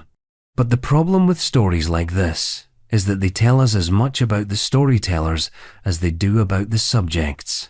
Herodotus was Greek. He wrote about the Persians with the lens of an outsider, and while his histories are invaluable, they are also filled with theatrical moralism. Cambyses, in his writings, is the textbook example of the bad Eastern king, a man who inherits greatness and instantly squanders it through madness, cruelty, and blasphemy. And nowhere is this more apparent than in how Cambyses allegedly unravels. Herodotus portrays him as spiraling into megalomania. He desecrates Egyptian temples. He mocks their gods. He orders the execution of nobles for minor offences. He murders his brother Bardia out of suspicion, and then is haunted by the act. He develops what can only be described as a hereditary case of divinely appointed insanity. And in the middle of all this, he kills his sister. Her death is painted as the culmination of royal arrogance, the moment where love, power, incest, and rage fuse into something toxic enough to crack an empire. But peel away the storytelling embellishments, and we're left with this. A king who consolidated power brutally, who may have broken cultural taboos by marrying his sister, and who almost certainly executed her when she became inconvenient. Was it passion? Politics? A personal betrayal? We'll never know. The royal court of ancient Persia didn't leave behind trial records or confessional monologues. The story, as it survives, is second-hand, filtered through Greek chroniclers, interpreted by modern scholars with varying degrees of skepticism. Some even argue the sister-wife murder is a later invention crafted to demonize Cambyses and contrast him with his more stable successor, Darius I. But whether literal or literary, the story has teeth. Because it fits into a broader pattern we've already seen. Royal women, used to seal legitimacy, are almost always expendable. Their political utility is inversely proportional to their proximity to power. Once they overstep by speaking up, by resisting, by reminding their husbands they are more than just ornaments, they become threats. And threats, in monarchies, are rarely allowed to breathe for long. Cambyses, like so many kings before and after him, couldn't tolerate ambiguity. His sister was not just his wife, she was his equal in blood. Her presence reflected a tangled mirror. Desire twisted with inheritance, intimacy blurred by ambition, and when the image cracked, he chose the knife. What makes this particular death so haunting is its quiet absence from the imperial record. No funeral, no ceremony, no mention in Persian inscriptions. Just a fleeting anecdote in foreign histories, a forgotten woman in the shadow of a collapsing dynasty. She disappears, he marches on. But not for long. Cambyses' rule ended not with a grand battle, but with something almost too ironic to be believable. A self-inflicted wound. While mounting his horse, he stabbed his own thigh with a sword, the same spot he had struck his sister. Herodotus tells us, and the wound festered until it killed him. Whether this is fact or parable hardly matters. It's the poetic close to a reign built on paranoia and personal ruin. And yet, Cambyses' moral mayhem would be dwarfed by the next king in our gallery, a man whose marriage turned into a cold-blooded chess match, where the queen was checkmated not by betrayal, but by slow, calculated strangulation at the hands of a king who couldn't decide whether he loved her or just wanted her gone. Chilperic I of Neustria was not a madman. He was worse. Rational. Chilperic I of Neustria. If the early medieval Frankish world was a broken mosaic of tribal ambition and half-digested Roman grandeur, then Chilperic I was one of its most chaotic pieces, sharp, jagged, and entirely indifferent to the shape of the picture around him. As king of Neustria, one of the fractured Merovingian kingdoms, Chilperic ruled with the subtlety of a falling axe. His ambitions were loud. His methods were crude. And his marriages? They were bloody enough to be political sermons. Let's begin with his wife, his second wife Galswintha, a Visigothic princess. Galswintha was sent north from the Iberian Peninsula to marry Chilperic in what was meant to be a high-born alliance.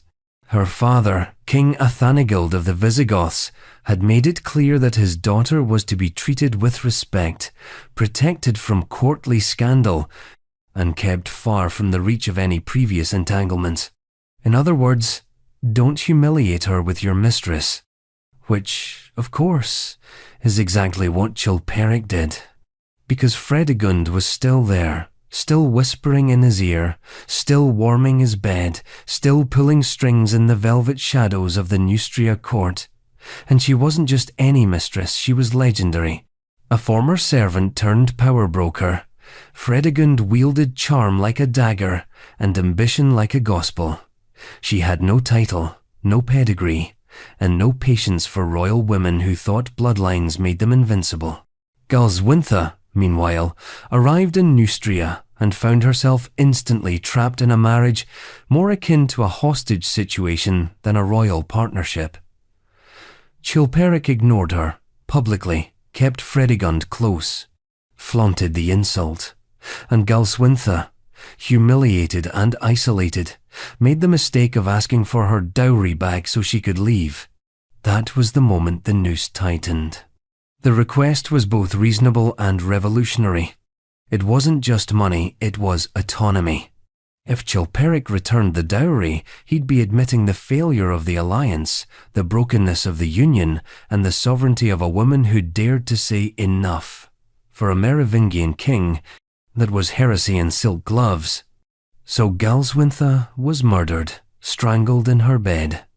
The details are simple and hideous. There was no trial, no accusation of treason, no public spectacle. Just a quiet suffocation, likely by servants, almost certainly ordered or at least approved by Chilperic. She was found lifeless, cold, and conveniently out of the way. And within days, Chilperic married Fredegund. The speed of the marriage was its own confession. The body wasn't cold, the ink on the dowry contract hadn't faded, and suddenly, the servant girl was queen, crowned not just in ceremony, but in blood. The political message was unambiguous.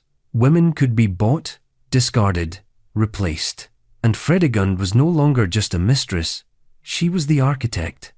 But the murder of Galswintha didn't vanish quietly into the fog of medieval succession. She had a sister, a very particular sister, Brunhilde, Queen of Austrasia, politically astute, fierce, ruthless, and burning with vengeance. Brunhilde was married to Chilperic's half-brother Sigebert I, and she took her sister's murder as both a personal wound and a royal insult.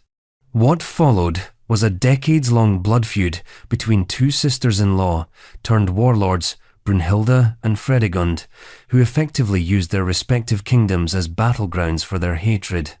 The war wasn't metaphorical. Armies were raised, assassins dispatched, sons weaponized, alliances destroyed, whole towns dragged into the wake of a sisterly vendetta turned national war. And Chilperic? He festered in the middle. His reign became a carnival of betrayal and shifting loyalties. He alienated the nobility, fought with his brothers, changed religious doctrines for convenience, and never escaped the whisper. He killed his queen to marry his mistress. Galswintha's ghost lingered like incense in the royal court, sweet and suffocating. No one believed her death was natural. No one pretended otherwise. But in the Merovingian world, guilt wasn't a crime. Only weakness was. Chilperic was eventually murdered too, stabbed by an unknown assassin while hunting. Theories bloomed. Was it an agent of Brunhilde, a noble exacting revenge, a jilted follower? The records don't say.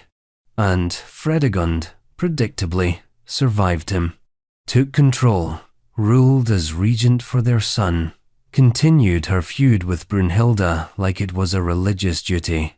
But the murder of Galswintha remained the original sin of that chapter of the Merovingian dynasty.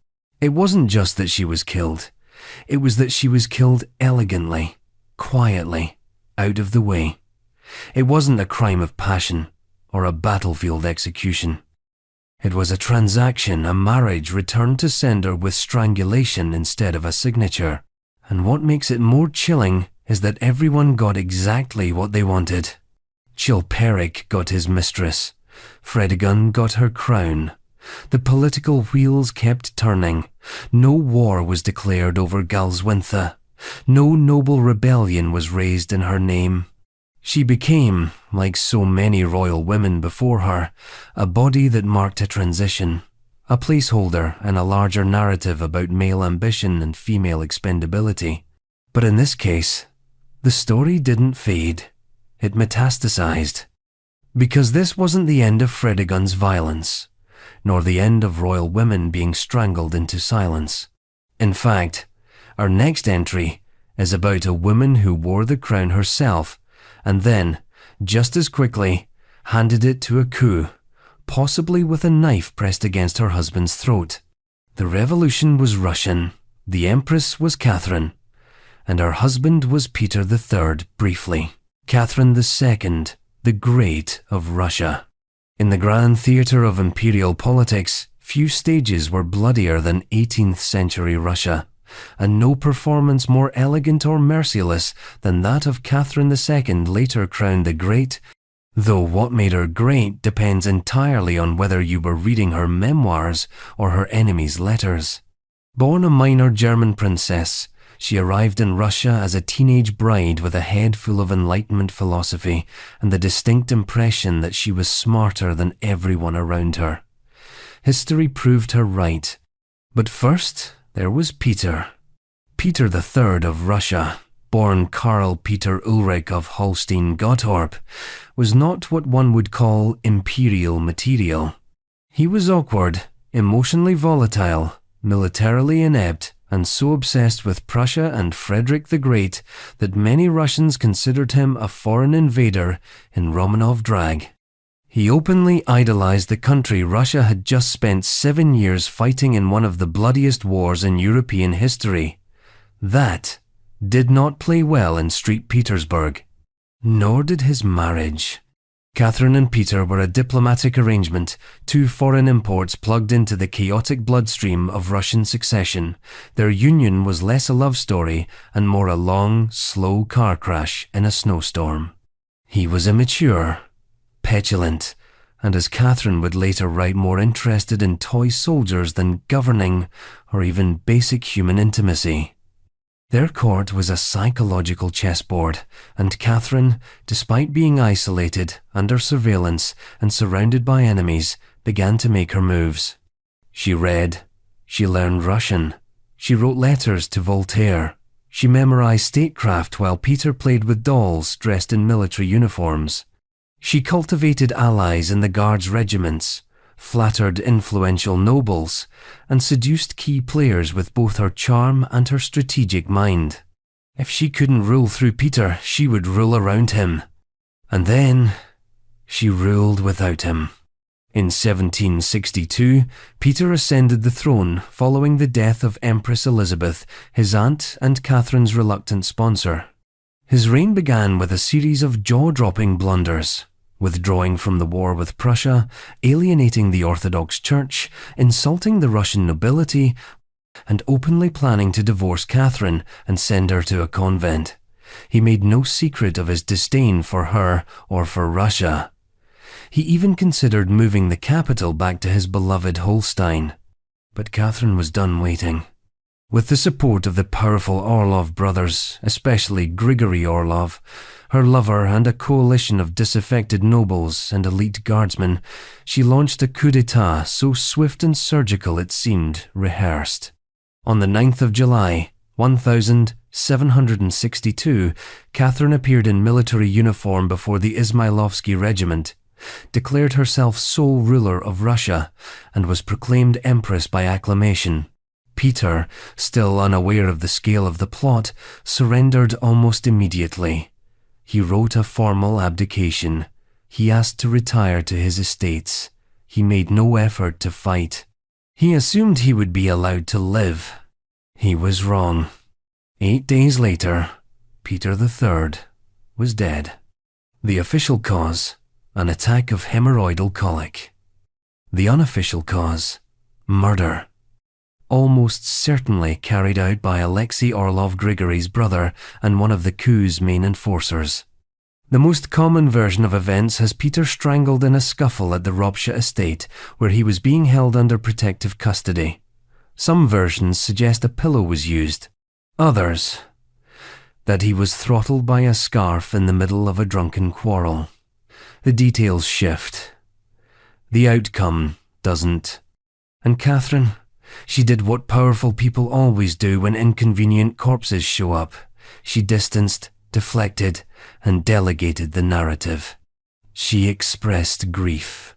She ordered a quiet burial. She never launched an investigation. No one was punished. She said nothing in public that could be interpreted as an admission or a denial.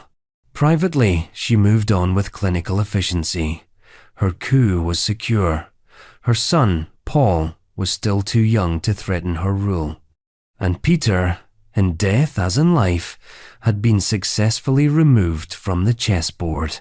The Russian nobility largely applauded. The foreign courts raised their eyebrows, then lowered them in respect. The Enlightenment thinkers she corresponded with praised her intellect and vision. Voltaire called her the Semiramis of the North. Diderot sent her manuscripts. The myth of Catherine the Great, philosopher-empress, enlightened autocrat, modernizer, was already taking root. But the myth has a corpse buried at its roots. Peter III may have been foolish, petulant, and unfit to rule, but he was still emperor by law and blood. His death, regardless of motive, was a political assassination, a palace cleaning, a coup completed with a pillow instead of a bullet. Whether Catherine directly ordered the murder remains a historical grey zone, but the pattern is hard to miss. She had every reason to want him gone, and every power in place to make it happen. And that's the moral contradiction embedded in her legacy. Catherine expanded Russian territory, reformed education, embraced Enlightenment ideals, and may have had her husband choked to death in his nightshirt. Her reign began in an act of political violence and ended in near deification. If that unsettles you, it should. Because power doesn't change people, it reveals them. And if you think one murder to secure a throne is dark, imagine doing it twice, because the next royal in this list didn't just poison her husband to reclaim her crown. She poisoned two: Cleopatra, Thea, Seleucid queen, regnant. By the time Cleopatra Thea reached for the crown again, she had already survived more betrayal than most monarchs accumulate in a lifetime. She was born into royalty and married into disaster, tossed between kings like a silver coin in a dying market. Her story is what happens when a woman refuses to die quietly in the margins of male ambition and instead writes her legacy in poison. Let's rewind. Cleopatra Thea was a Ptolemaic princess, yes, from that bloodline. The daughter of Ptolemy VI of Egypt, she was raised with the cold etiquette of dynastic diplomacy. Her marriage wasn't just inevitable, it was instrumental. She was, from birth, a solution to someone else's problem. That problem was the Seleucid Empire, the sprawling but crumbling dominion that once stretched from the Mediterranean to the edges of Persia, now reduced to a tattered scrap of former glory, choked by civil war, invasions, and fratricide. She was sent to marry Alexander Ballas, first a pretender with good PR and poor military sense. That marriage ended predictably with his defeat by Demetrius II Nicator, who took the crown, and, with it, Cleopatra Thea as his wife. One king dead, another crowned, and Thea remained standing, barely changing costumes. Demetrius II, for all his regal airs, was more warrior than ruler, restless, erratic, and politically tone-deaf. Shortly after marrying Cleopatra Thea, he made the bold mistake of marching east to face the Parthians, where he was promptly captured. For 10 years, he was a hostage, a bargaining chip, a living placeholder in foreign hands. Thea, meanwhile, stayed in Syria, now paired with yet another husband, Antiochus VII, Demetrius's own brother, because royal widowhood was apparently not something a Ptolemaic woman was allowed to indulge in for long. This second marriage brought temporary stability and a son, but Antiochus VII, like every other Seleucid male, had a fatal attraction to military overreach. He launched a campaign against the Parthians, who again proved that hubris makes for poor armor. He was killed. And then, in a truly bizarre twist of political recycling, the Parthians released Demetrius II back into Syria, probably thinking, let's see how many more times these people can stab each other before they run out of thrones. And so, Demetrius returned from captivity, expecting applause, a throne, and the loving embrace of the wife who'd survived his absence. What he got instead was a cold reception from a population exhausted by war and a wife who had learned not only how to survive power, but how to use it. Demetrius II came home weaker than he left, discredited, unpopular, a relic of a time no one wanted to remember. Cleopatra Thea, meanwhile, had grown harder, sharper. She had held the reins of the kingdom while he was gone. She had seen her own brothers, husbands, and sons turned into liabilities the moment they stopped being useful. And she wasn't about to let Demetrius come back and make a mess of it all again. So she acted. In 125 BCE, not long after his return, Demetrius was killed. Most sources agree he was poisoned. Some say by her hand, others say on her orders. A few hint at a more dramatic scene, a ceremonial cup handed to him by his queen, with a silent stare that said, "This is how you repay a decade of humiliation." Whether she administered the poison or simply arranged the appointment doesn't really matter. He drank, he died. She ruled. For a brief, flickering moment, Cleopatra Thea was queen regnant, not just a consort or mother or pawn, but ruler in her own name. She had outlasted 3 husbands. She held the scepter, and she looked around and saw what every monarch eventually sees. The next threat was always closer than the last. Her son, Seleucus V, was that threat. After Demetrius's death, Seleucus tried to seize the throne for himself. Young, ambitious, and most damning of all, his father's son. Thea, not interested in being replaced by another impulsive male with delusions of grandeur, had him executed too. Let that sink in. She had her husband killed, then her son.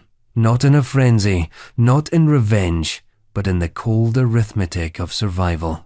It was a brutal calculus, and one that only a woman raised among the Ptolemies could have mastered. Love and blood were ceremonial. Power was the only true loyalty. Eventually, she would place another son, Antiochus VIII, on the throne, this time more carefully, with herself as co-ruler, but time was running out. Her enemies gathered. Her surviving children grew resentful.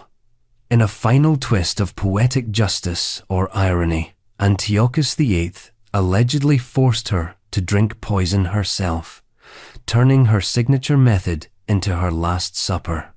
She died as she had lived, surrounded by dynasty, betrayal, and death by decision.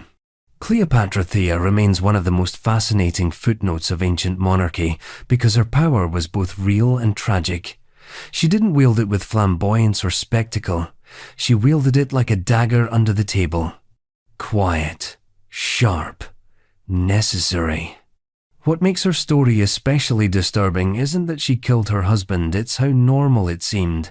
A routine house cleaning, a logical extension of royal survival. No rebellion followed, no courtly grief. Just another name scratched from the royal list. Another cup emptied, another woman standing over a corpse and calling it sovereignty.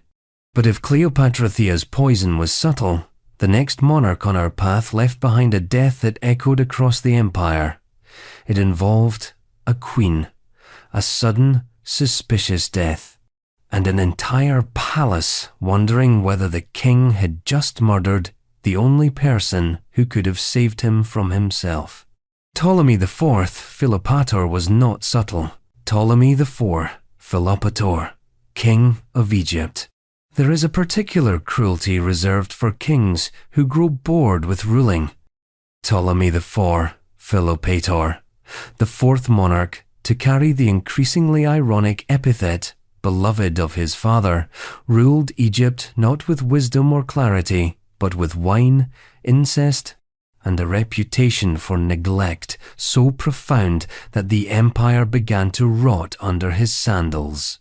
His reign was marked by extravagance, spectacle, and a slow-motion collapse of dignity, a man more interested in theatre than theology, more invested in parties than provinces. And then there was Arsinoe III. She was not just his queen, but also his sister, in the fine tradition of Ptolemaic royalty where marriage and bloodlines were not merely entangled, but indistinguishable. The Ptolemies had long institutionalized incest as dynastic strategy, keep the blood pure, the power consolidated, and the inheritance unambiguous. But Arsinoe wasn't just a decorative sibling wife, draped in pearls and paraded through temples. She was intelligent, educated, politically engaged, and, perhaps most dangerously, popular. When war came, she rose. The Fourth Syrian War, a sprawling clash between Egypt and the Seleucid Empire. They saw Ptolemy IV face off against Antiochus III, the latter a formidable military leader who had already begun reclaiming eastern territories with alarming efficiency. The war culminated in the Battle of Raphia in 217 BCE, one of the largest battles of the ancient world, with elephants, phalanxes, and thousands of soldiers smashing into each other under the suffocating Levantine Sunday. And while Ptolemy IV is credited with the victory, it was Arsinoe III who reportedly rallied the troops. According to ancient accounts, when morale faltered and desertion loomed, it was Arsinoe riding in a chariot, unarmed, unarmored, who delivered an impassioned speech to the Egyptian forces, promising rewards, reminding them of their homeland, and reinvigorating the will to fight. The soldiers cheered, They rallied, and they won. In the aftermath, she was hailed as a heroine. Statues were erected, prayers were offered. Her name whispered not just in temples, but in barracks. For a fleeting moment, Egypt had a queen who seemed to embody the forgotten spirit of its greatness. And then she disappeared. Not literally, but politically. Her influence was curbed, her presence diminished. She stopped appearing at major events. No proclamations bore her name. Ptolemy IV, back in Alexandria, resumed his numbing orgy of hedonism, surrounding himself with sycophants, eunuchs, and favorites who saw Arsinoe as a problem. Because here's the dilemma of royal marriage. When your wife is your sister, and your sister is more competent than you, the palace begins to whisper. And Ptolemy IV hated whispers. He ruled by indifference, allowing a circle of powerful courtiers, chief among them the shadowy minister Sosibius, to operate in his name. Together, they built a palace within the palace, a realm of secrets, executions, and quiet rearrangements. Arsinoe, once the symbol of victory, was now a threat. Not because she had overstepped, but because she had succeeded. Too visibly, too well. And so, in 204 BCE, when Ptolemy IV died, possibly of illness, possibly of deliberate neglect, the question of succession ignited like dry papyrus in desert wind. Their son, Ptolemy V, was only 5 years old. A child king, a prize. Whoever controlled the boy controlled Egypt. And standing between the regents and total authority was one inconvenient woman, the Queen Mother, Arsinoe III. The exact timeline of her death is hazy, because that was the point. But ancient sources, including Polybius and other Greek historians, suggest that Sosibius and his faction moved quickly. With the king dead and a regency crisis brewing, Arsinoe was summoned, or detained, or lured into a meeting under the guise of ceremony. And then she was killed, probably by strangulation, possibly by poison. Almost certainly with the knowledge or at the command of the very people who would then rule in her son's name. Ptolemy V was crowned under the shadow of his mother's murder. The ceremony was grand. The inscriptions were proud. The Rosetta Stone, in fact, would later record the coronation in 3 scripts, announcing the beginning of his reign with official joy. But nowhere on the stone is mention made of the woman who bore him. No mourning. No funeral, no public grief. Arsinoe's name was erased. The message was clear. The queen had served her purpose. She had given Egypt a son. She had helped win a war.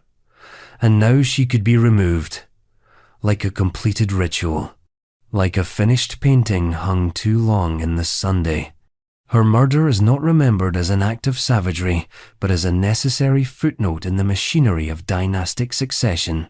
That's what makes it so chilling. No frenzy, no rebellion. Just the slow tightening of a net, the locking of a door, the silence of a mother being removed so her son could be raised by strangers. And the legacy? Arsinoe III became one of the last strong royal women in the Ptolemaic line before the dynasty plunged headfirst into dysfunction. The Egypt she tried to save would later be ruled by children, manipulated by regents, colonized by Romans, and mythologized into oblivion. But her death, quiet, unmarked, necessary, became the template. Because what's more terrifying than a queen who can lead an army? A queen who no longer needs one.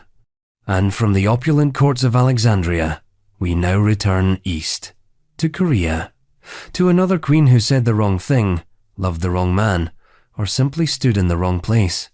Her crown was temporary, her fate permanent. Because when Queen Yun displeased her king, she wasn't banished. She was given a cup and told to drink. Songjong, of Joseon, Korea. There are queens who die for power, and queens who die for love, but Queen Yoon of Joseon, sometimes simply called deposed Queen Yoon, died for the sin of no longer being convenient. Her story, like so many consort tragedies in imperial history, reads less like a fall from grace and more like a careful unmaking, one step at a time, with silk and protocol, with decrees and poison, with the same calm, dispassionate cruelty that courts perfect over generations of practice. To understand why she died, you have to understand the court that killed her. Korea's Joseon dynasty, a Confucian society built on hierarchy, scholarship, and ceremony, placed women precisely where they belonged, at the bottom of every political equation. Queens were revered symbols, but they were also lightning rods for accusation, slander, and strategic removal. The royal harem, with its concubines ranked and catalogued like collectibles, was less a household and more a battlefield, and the court, ever elegant, was a snake pit draped in silk. Queen Yoon entered this pit in 1476 as the second wife of King Seongjong. His first queen had died childless, and the need for an heir was growing desperate. Yoon, chosen from the high-ranking families of the Yangban elite, was young, intelligent, politically aware, and perhaps most importantly, fertile. She gave birth to a son, not just any son, but a crown prince, the future King Yeon-san. It should have been enough to secure her position. But being queen wasn't just about giving birth, it was about survival. And Queen Yun, unlike the docile ideal envisioned by Confucian scribes, did not know how to keep her head bowed. She was jealous, openly, visibly, intolerant of the king's other women, his concubines, who wandered the palace like sanctioned threats in embroidered slippers. She argued with them, quarrelled with attendants. There were rumours that she struck a court lady across the face in a fit of rage. One version claims she scratched the king himself during a confrontation, an unthinkable breach of royal decorum. To be clear, these aren't the sins of a criminal. They are the sins of a woman who failed to stay quiet. The court pounced. Officials whispered of her volatility. Ministers drafted memorials denouncing her behaviour. Scholars wrung their hands about her lack of virtue. The Joseon court, built on the Confucian ideals of harmony and hierarchy, had no place for an empress who disrupted the order of things. And once she'd borne a son, her primary function, dynastic reproduction, was complete. She had become dangerous. In 1479, she was deposed, her title stripped, her court disbanded. She was exiled from the palace and officially erased from the lineage of queens. Her son, still crown prince, was taken from her and raised by another royal consort, one more pliable, more acceptable to the court's rigid sensibilities. But Yoon lived. And that was the problem. She didn't vanish into history. She lingered. She breathed. She may have written letters. She may have whispered threats. The records, carefully written by court historians, don't specify, but they do tell us this. In either 1482 or 1483, Seongjong gave the order. She was to die. The execution wasn't messy.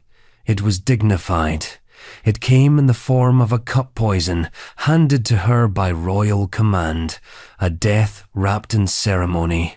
No blood, no screams. Just the final, quiet removal of an inconvenient woman. There was no public mourning. Her name was omitted from the list of queens. Her story became cautionary. A woman who had been queen, then nothing, then dead. But like all stories sealed by royal decree, hers didn't stay buried. Because years later, her son King Yeon-san would come to power. And when he learned the truth about his mother's fate, it didn't go well for anyone. He discovered that his mother had been executed. that her name had been deleted, that her death had been sanctioned by the very ministers now bowing to him. The revelation broke something in him. The court, sensing instability, tried to contain it, but Yonsan didn't want containment. He wanted vengeance. In 1504, more than 20 years after her death, Queen Yun was posthumously restored, her title reinstated, her name carved into the annals of royal history. Temples were built in her honor. Her grave, previously modest, was elevated to queenly status, and the ministers who had ordered her death, many were executed, tortured, some families destroyed completely, others fled or vanished. It was not justice, it was madness disguised as grief. Yonsan's reign would go down as one of the most tyrannical in Joseon history, but at the center of his unraveling was the specter of a mother he never knew, murdered by a court that had pretended she never existed. And that's what makes Queen Yun's story so haunting. Not that she died, but that she was erased, that her death was so bureaucratic, so officially neat. There's no grand trial, no fiery scandal. Just a woman told to drink, and the knowledge that in royal courts, silence is often not peace, it's paperwork. Her name became dangerous, her emotions unacceptable, her existence an error that had to be corrected with ceremony and poison, and yet she outlasted them, through rage, through memory, through the madness of a son who couldn't bury what the court had tried so hard to hide. But not every royal wife waits to be poisoned. Some decide to act first. Some walk into their marriage with the dagger already sharpened. Because in the decaying palaces of the Hellenistic world, where crowns passed like currency and betrayal was a family pastime, one queen returned to power the only way she knew how. Cleopatra Thea had already killed a husband. The next one wouldn't even make it past her second coronation. Ivan IV, the Terrible of Russia.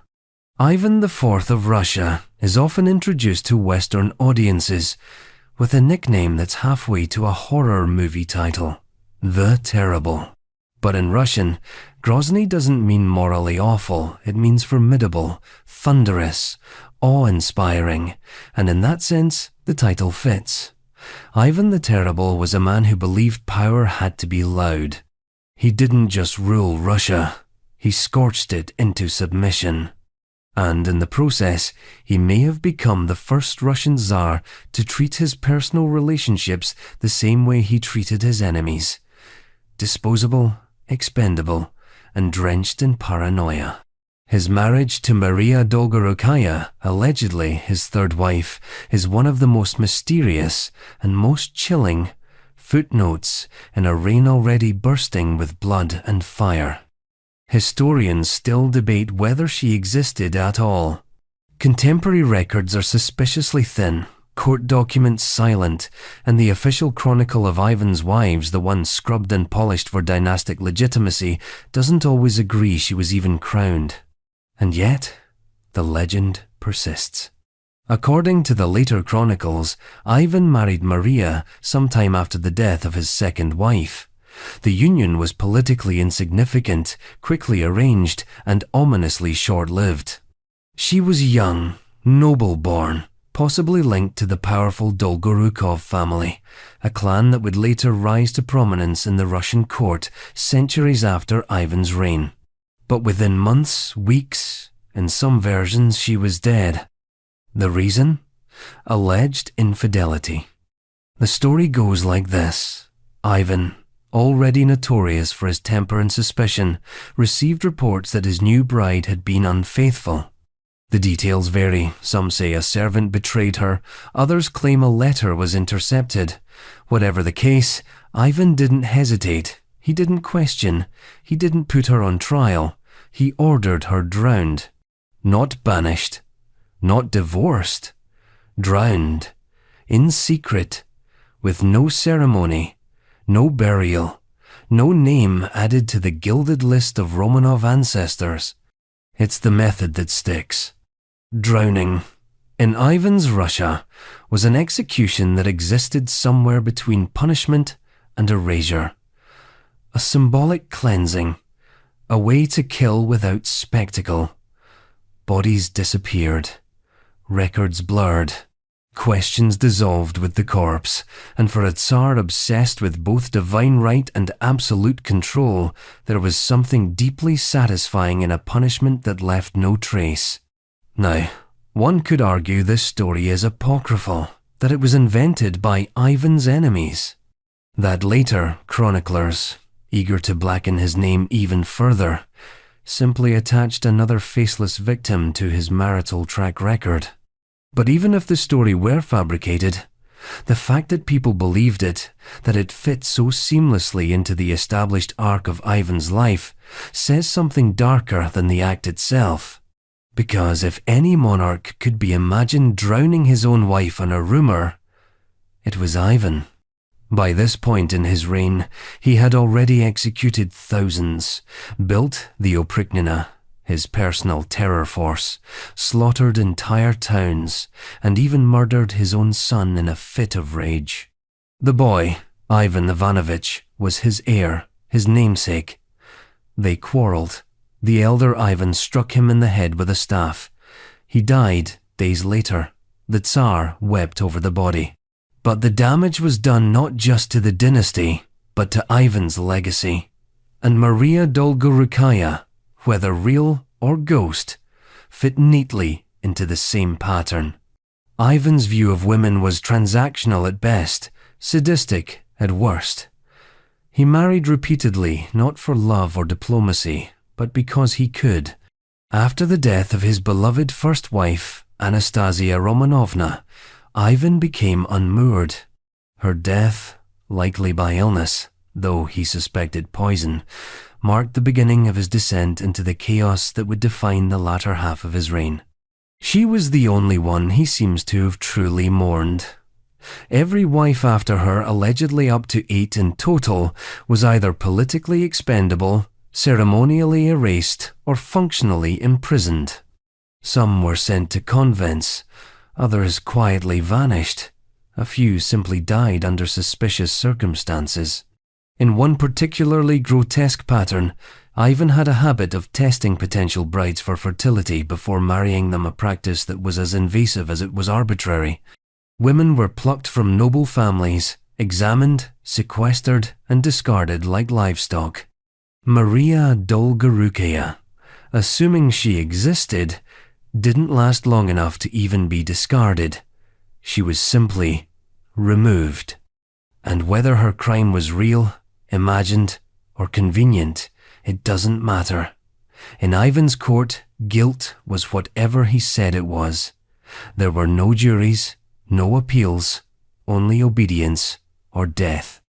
And if the Tsar felt humiliated personally, politically, sexually, that was justification enough for a woman to be weighted down and thrown into the dark waters of whatever river served as the nearest confession booth. What's especially chilling is how little this story disturbed the mythology of Ivan's greatness. Later, Russian monarchs still looked to him as a figure of authority. Orthodox writers portrayed him as a necessary scourge, harsh, yes, but divinely appointed. Even Stalin admired him.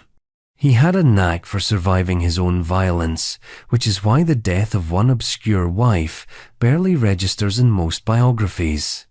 But she registers here, because she reminds us that power doesn't have to be loud to be lethal. That royal murder isn't always a war, or a coup, or a scandal with names and speeches. Sometimes it's just a whisper, a rumour, a man with a crown deciding he doesn't like the look in your eye.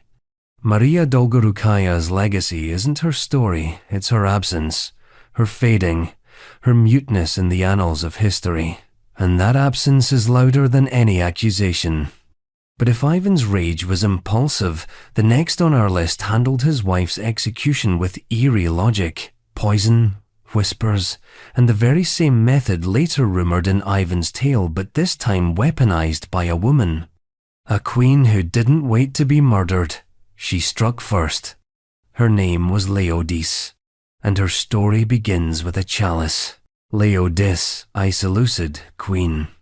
By the time Laodice decided her husband needed to die, the Seleucid Empire was already drowning in its favorite pastime, dynastic suicide. In the war-torn leftovers of Alexander the Great's eastern conquests, no kingdom was better at turning family dinners into funerals than the Seleucids. Loyalty was transactional, marriages were strategic traps, and Laodice, sharp-eyed and unbending, played the game better than most until her husband decided to exchange her for a younger, shinier model. Antiochus II Theos was not exactly a visionary. His epithet, Theos, or God, was less a reflection of divine achievement and more the result of flattering coins and paid priests. He inherited the Seleucid Empire in 261 BCE and immediately became entangled in the Second Syrian War against the Ptolemaic Kingdom of Egypt. But Antiochus's real war, the one that would cost him his life, was waged in his own bedchamber. Laodice was his first wife, politically placed, well-bred, and likely from a noble family in Asia Minor. She bore him children, served as queen, and represented stability in a court that had none. She knew how to navigate the mosaic of satraps, generals, and scheming eunuchs that made up the Seleucid ruling elite. She wasn't a woman who cried when her husband came home late. She was a woman who noticed who he brought home and calculated the bloodlines. But diplomacy had other plans. In 252 BCE, a fragile peace was brokered between the Seleucids and their eternal rivals, the Ptolemies of Egypt. And, as always, the peace came in the form of a woman, Berenice Syra, daughter of Ptolemy II. The price of the treaty, Antiochus had to marry her. Not as a concubine, not as a secondary wife, but instead of Laodice. So he divorced Laodice, publicly, officially, cast her aside like old papyrus, sent her away with her sons, one of whom, crucially, was Seleucus, the future claimant to the throne. Then he married Berenice and, for a brief time, played the role of dutiful husband to the Egyptian princess while Laodice smouldered in the background, stripped of title but not influence. That's where he made his mistake. Because if Antiochus had left her in obscurity, perhaps she would have faded. But no. After a few years of phony domestic peace with Berenice, he changed his mind. Maybe he missed Laodice. Maybe the Egyptian court grew tiresome. Maybe Berenice wasn't producing heirs fast enough. Whatever the reason, Antiochus returned to his first wife. And shortly afterward, he died. Poisoned, according to nearly every ancient account. Some claim he drank wine and collapsed. Others say he died in his sleep. The methods vary. The suspect does not. Laodice, spurned, restored, and still burning with quiet fury, allegedly gave him a farewell cup laced with death. Not in anger, not in spectacle, but in the calm, rational manner of a woman who had already rehearsed every step of her revenge years in advance. And she didn't stop there. With Antiochus dead, Laodice moved fast. She declared her son, Seleucus II Callinicus, the rightful heir. She reasserted herself as queen mother, and then she turned her sights on Berenice, the Ptolemaic wife, and her infant son, the only viable threat to her own children's succession. Berenice fled to Daphne, near Antioch, with her son, seeking protection. She begged the court to recognize her child as the rightful king. She wrote to her father in Egypt, pleading for military support. But Laodice, again, was quicker. She sent agents, assassins, men loyal not to the empire, but to her. They found Berenice and murdered both her and her child quietly, efficiently, like a bureaucratic correction. it didn't go unnoticed. Back in Egypt, Berenice's brother Ptolemy III wasn't interested in diplomatic resolution. He launched an invasion so brutal it carved through Seleucid territory like a blade through silk. Temples were looted. Cities fell. Thousands died. It was one of the most catastrophic defeats the Seleucid Empire ever suffered. And it began with one woman's revenge killing. But even as her kingdom burned, Laodice held her ground. She remained the power behind the throne, the spider in the web. Her son ruled. Her rivals were dead. The narrative was reset. In many historical accounts, Laodice is remembered as treacherous, poisonous, manipulative, the prototype of the dangerous queen. But that's the language of men who lost. What she really did was simple. She played by the rules of her empire. The Seleucid court was not a place for mercy. It was a place for strategy. And Laodice was brilliant at it. She wasn't the first woman in ancient history to poison a husband, but she may have been the first to do it not as a crime of passion, but as a statement of control. Her legacy is not in monuments or poetry, but in the crater she left in the Seleucid line. Her son's reign was weak, fractured, hounded by civil war. The empire never fully recovered from her family feud. But for one terrifying moment, Laodice held every string, and she used it to strangle a dynasty into submission. Her story is proof of a deeper pattern, that in the royal courts of the ancient world, a woman's power was always conditional until it wasn't. And when that leash snapped, the people who'd once dismissed her as ornamental often ended up ornamental themselves, flattened on the palace floor, eyes wide, breath gone. But Laodice was not alone in her poison playbook. Others would follow, even noble women, even Romans. One in particular, draped in prestige and scandal, decided to join forces with a man who had his eyes on power, and together they served death to her husband like a political appetizer. Her name was Livilla, her lover Sejanus, and their dinner guest Drusus the Younger. Livilla, Roman, noblewoman. In imperial Rome, the sharpest weapons were rarely forged in iron.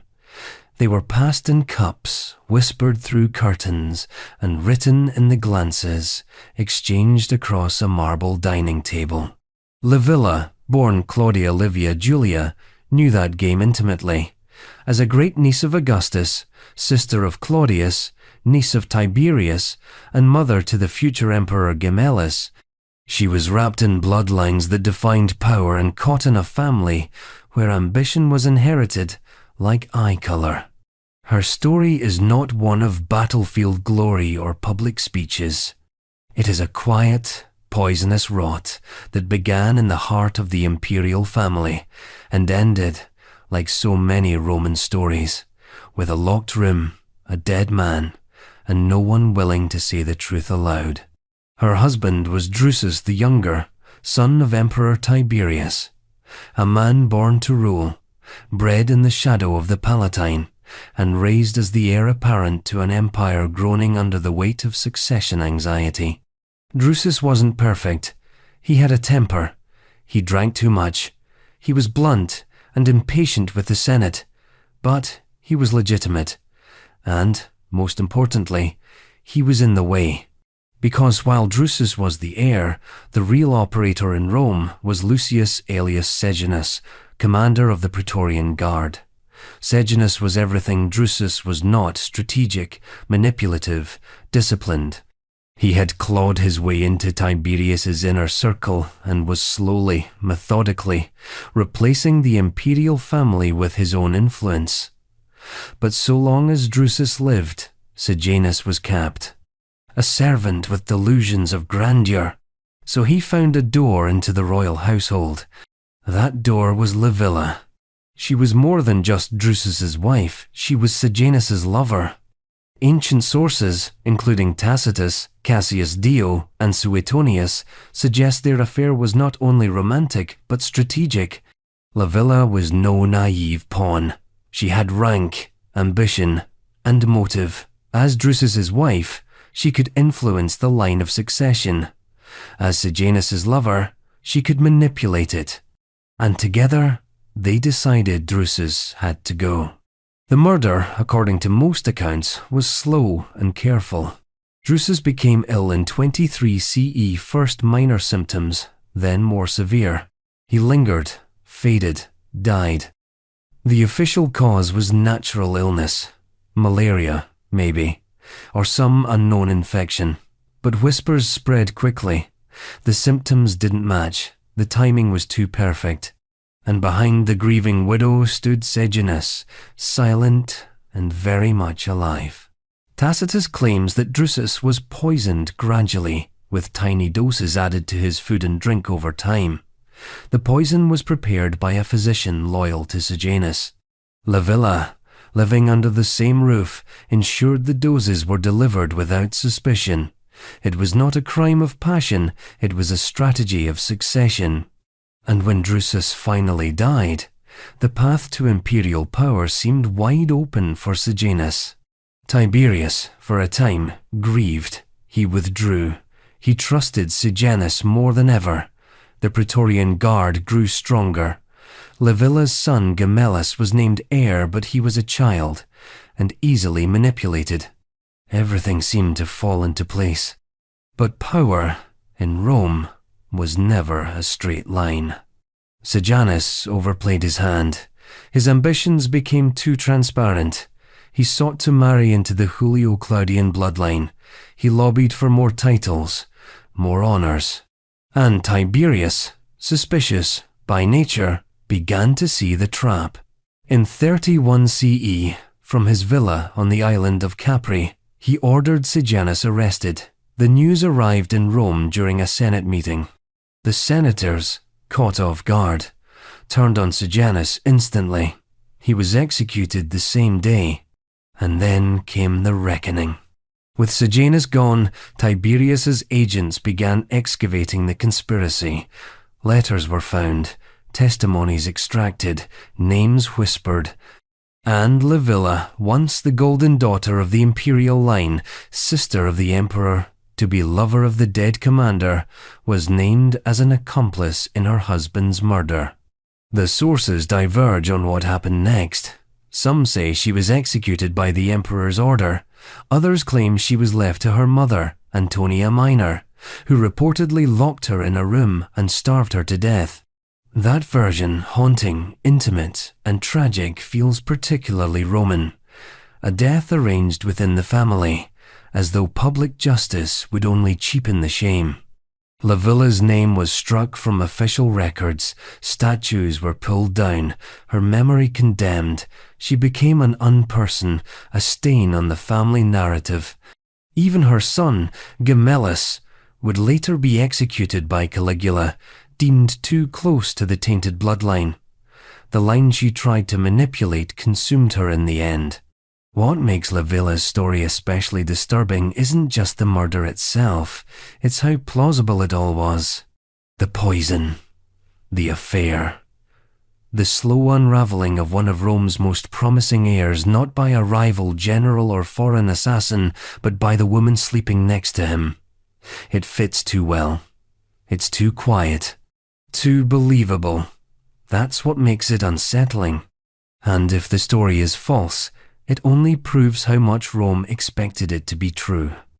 Because in an empire where wives were often chosen for their bloodline and discarded for their ambition, Livilla's crime was simply this: she played the game too well. For a time, until the man she helped elevate crumbled and the empire remembered she'd never been one of the boys.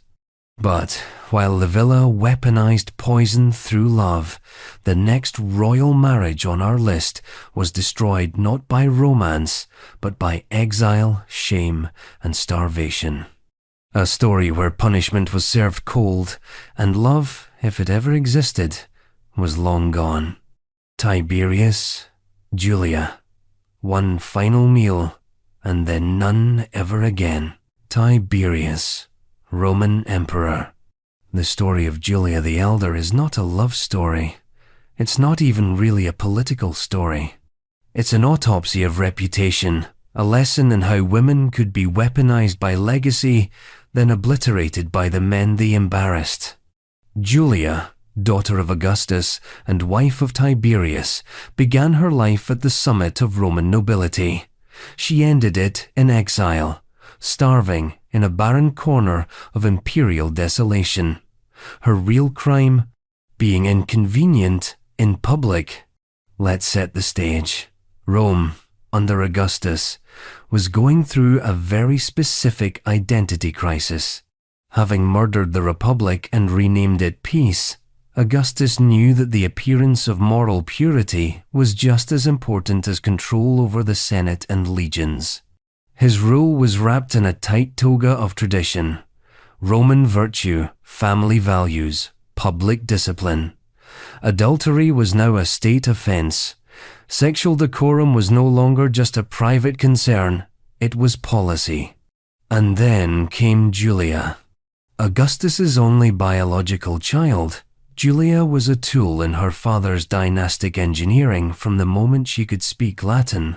She was married off first to her cousin, then to Agrippa, Augustus's right-hand general and trusted friend.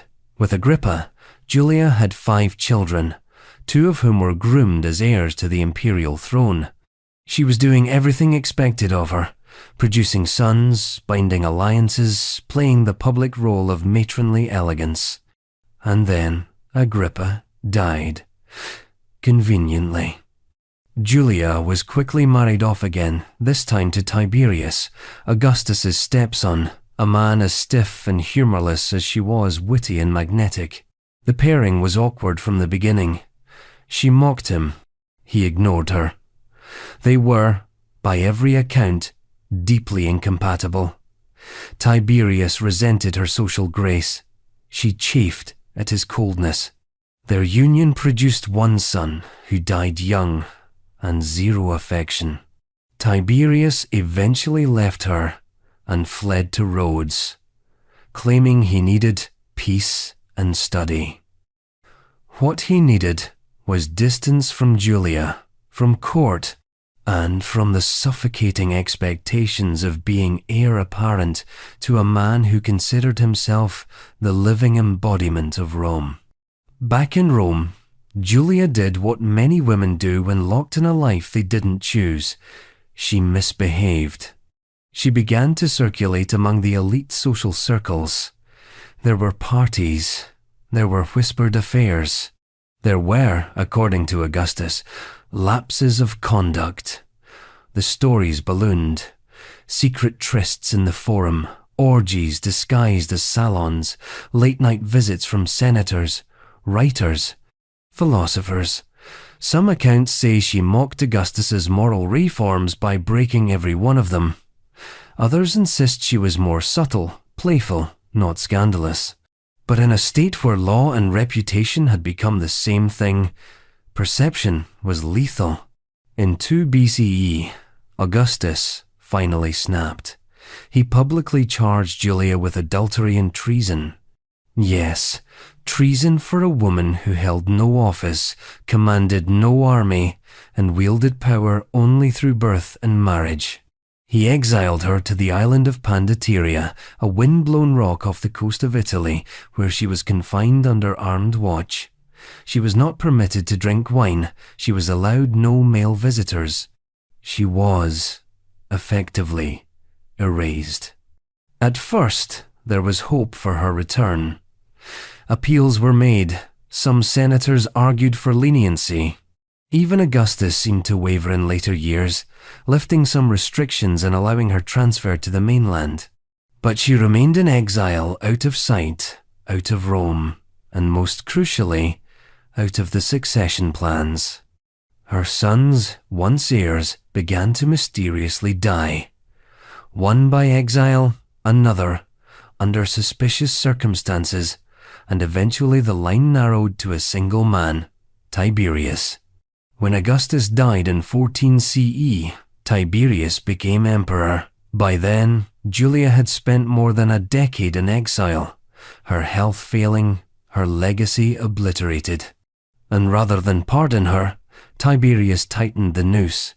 He cut her rations, refused to allow her to leave her place of confinement, made her status clear. She was not an imperial widow. She was a state embarrassment. She died that same year. Starved, according to some sources. Allowed to waste away, say others. Suetonius and Tacitus both imply the cause was deliberate neglect. Officially, no one killed her. But in Rome, dying of starvation under house arrest was not nature's work, it was policy. No funeral, no state honors, no public mourning. Julia, once the jewel of the Julian line, was buried quietly, her name spoken only in cautionary tones. The woman who had been married to a general, mother to emperors, and daughter to a god, was now a whisper. Her crime was never formally proven. Her guilt was presumed. It's easy to write her off as a scandalous figure, a Roman Marie Antoinette, giggling through the collapse of patriarchal expectation. But Julia wasn't frivolous. She was political, intelligent, and born into a system that demanded she be perfect without giving her any control. And when she failed to wear the mask, when she expressed frustration, desire, or simply fatigue, she became expendable. Tiberius's decision not to pardon her was not just political revenge, it was personal. She had mocked him, she had survived him, and in his moment of triumph, she was still there. A reminder that his crown sat atop a pile of corpses, not just enemies, but family.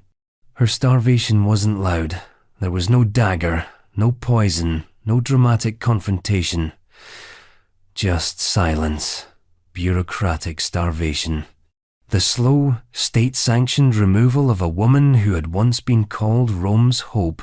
But if Tiberius handled betrayal with cold, imperial restraint, the next man in this catalogue of royal spouses went for something altogether different: rage, fire, and forced suicide. His empress stood in his way politically. His court told him she was dangerous, and so Emperor Wen of Western Wei gave the order. She could keep her dignity so long as she died immediately. Emperor Wen of Western Wei. By the time Empress Yifu was told to take her own life, she had already been sacrificed twice, first as a wife, then as a political obstacle. Hers was a quiet tragedy, the kind so common in imperial courts that it barely makes the official histories flinch. But look closer, and what emerges is a story about love curdling into expediency, about loyalty being mistaken for weakness, and about how the sharpest betrayal often comes in the language of duty. Let's start at the beginning, before the suicide, before the politics, when she was just a consort. Yifu was born into a respected family in the northwest of China during the Northern and Southern Dynasties period, a time of near constant fragmentation, shifting allegiances, and kingdoms that rose and collapsed like fragile scaffolding. She married Yuan Baoju before he became Emperor Wen of Western Wei. Unlike many imperial marriages, theirs appears to have been marked by real affection. Some chroniclers even suggest it was a love match, rare, almost scandalously so, in a world where wives were often political chits, treated like military favors. When Yuan Baoju took the throne in 535 CE, Yifu became empress. By all accounts, she was virtuous, dignified, and respected, embodying the Confucian ideals of a model wife. Modest, obedient, loyal, and invisible, she bore the emperor's sons. She kept a low profile in court affairs. She did everything right, and none of it saved her. Western Wei, like most dynasties of the era, was perpetually at war. Alliances were fickle. Kings and generals were forced to play chess with their own bloodlines. And Emperor Wen, once a husband with personal preferences, was now a monarch with geopolitical obligations. In 538 CE, an alliance was proposed between Western Wei and the powerful Rouran Khaganate to the north. The Roran were nomadic, militarized, and volatile. But they were also useful. A marriage alliance, they suggested, would help solidify peace. The only catch?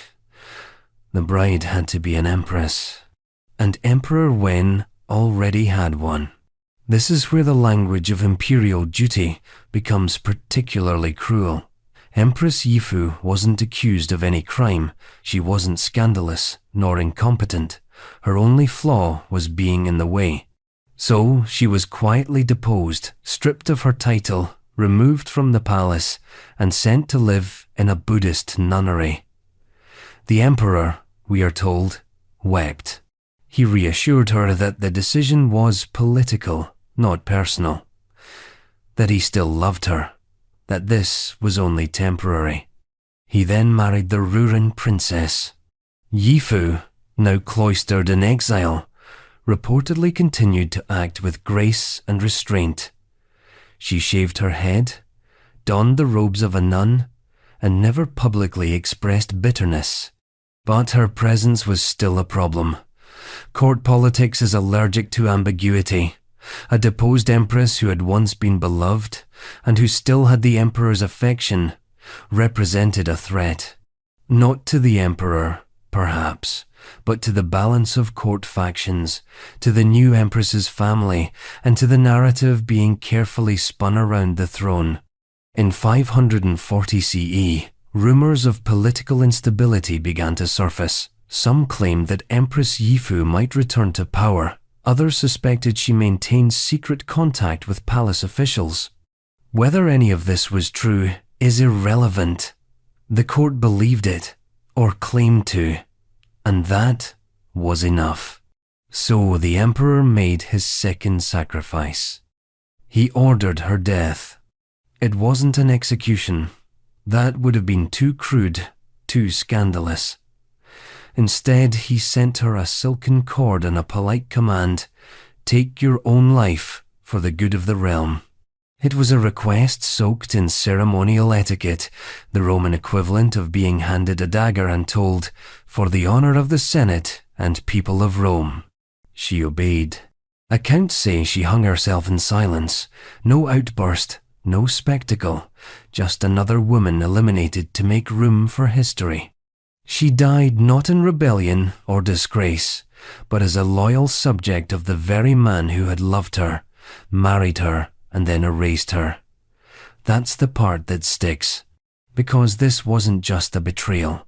It was an execution outsourced to the victim. The emotional violence is astounding. The emperor who once claimed to adore her gave her the rope and called it dignity. And in return, she gave him compliance. Loyalty, even in death. What makes Yifu's story so unsettling is not that it's unique, but that it isn't. Across dynasties, across centuries, queens and consorts were routinely discarded when politics required a new alliance, a fresh face, or a clean narrative. Their value was directly proportional to their usefulness. Once they became liabilities too beloved, too remembered, too central, they were removed under the guise of necessity. But Yifu wasn't just a political speed bump. She was a mirror held up to the hypocrisy of imperial virtue. Her life embodied everything the court claimed to revere: humility, fidelity, restraint. And her reward for that was a cord, a quiet room, and historical footnotes that call her tragic, while praising the man who killed her as wise. Even in death, she upheld the structure that destroyed her. And the emperor? He would live on a few more years, ruling an increasingly unstable state, always shadowed by the choices he made in the name of peace. One wonders whether he ever truly mourned her, whether the image of her in nun's robes, fading from memory, ever haunted his sleep, or whether, like so many monarchs, he simply filed her away as a chapter closed another sacrifice in the ledger of governance. But not all rulers handle political downfall by ordering quiet deaths. Some, when cornered by fate, turn inward and in doing so, they destroy not just their own lives, but those closest to them. The next royal on our list faced defeat, and instead of surrender, he handed his wife a knife. Her name was Sato Gozen. Her death was not strategy. It was a final, violent expression of loyalty wrapped in a suicide pact. Minamoto no Yoshitsune. By the end of his life, Minamoto no Yoshitsune had been called a war hero, a traitor, a demigod, and a fool. He was one of Japan's most brilliant generals, and also one of its most hunted men, and in that long, ragged fall from glory to exile, he brought many people down with him, including Sato Gozen, the wife who followed him into oblivion. Her story is mostly shadows. That's how it often is with women attached to legendary men. History records her devotion, her beauty, her tragedy, but rarely her voice. She appears in the epic tales as a loyal figure, silent and graceful. But the moment that sealed her fate was anything but poetic. It was brutal, unsparing, and soaked in the blood of civil war. Let's back up. Yoshitsune was a member of the Minamoto clan during one of the most turbulent periods in Japanese history, the late Heian period, when the imperial court in Kyoto had become a theater of whispers and elegance, while real power belonged to the samurai clans.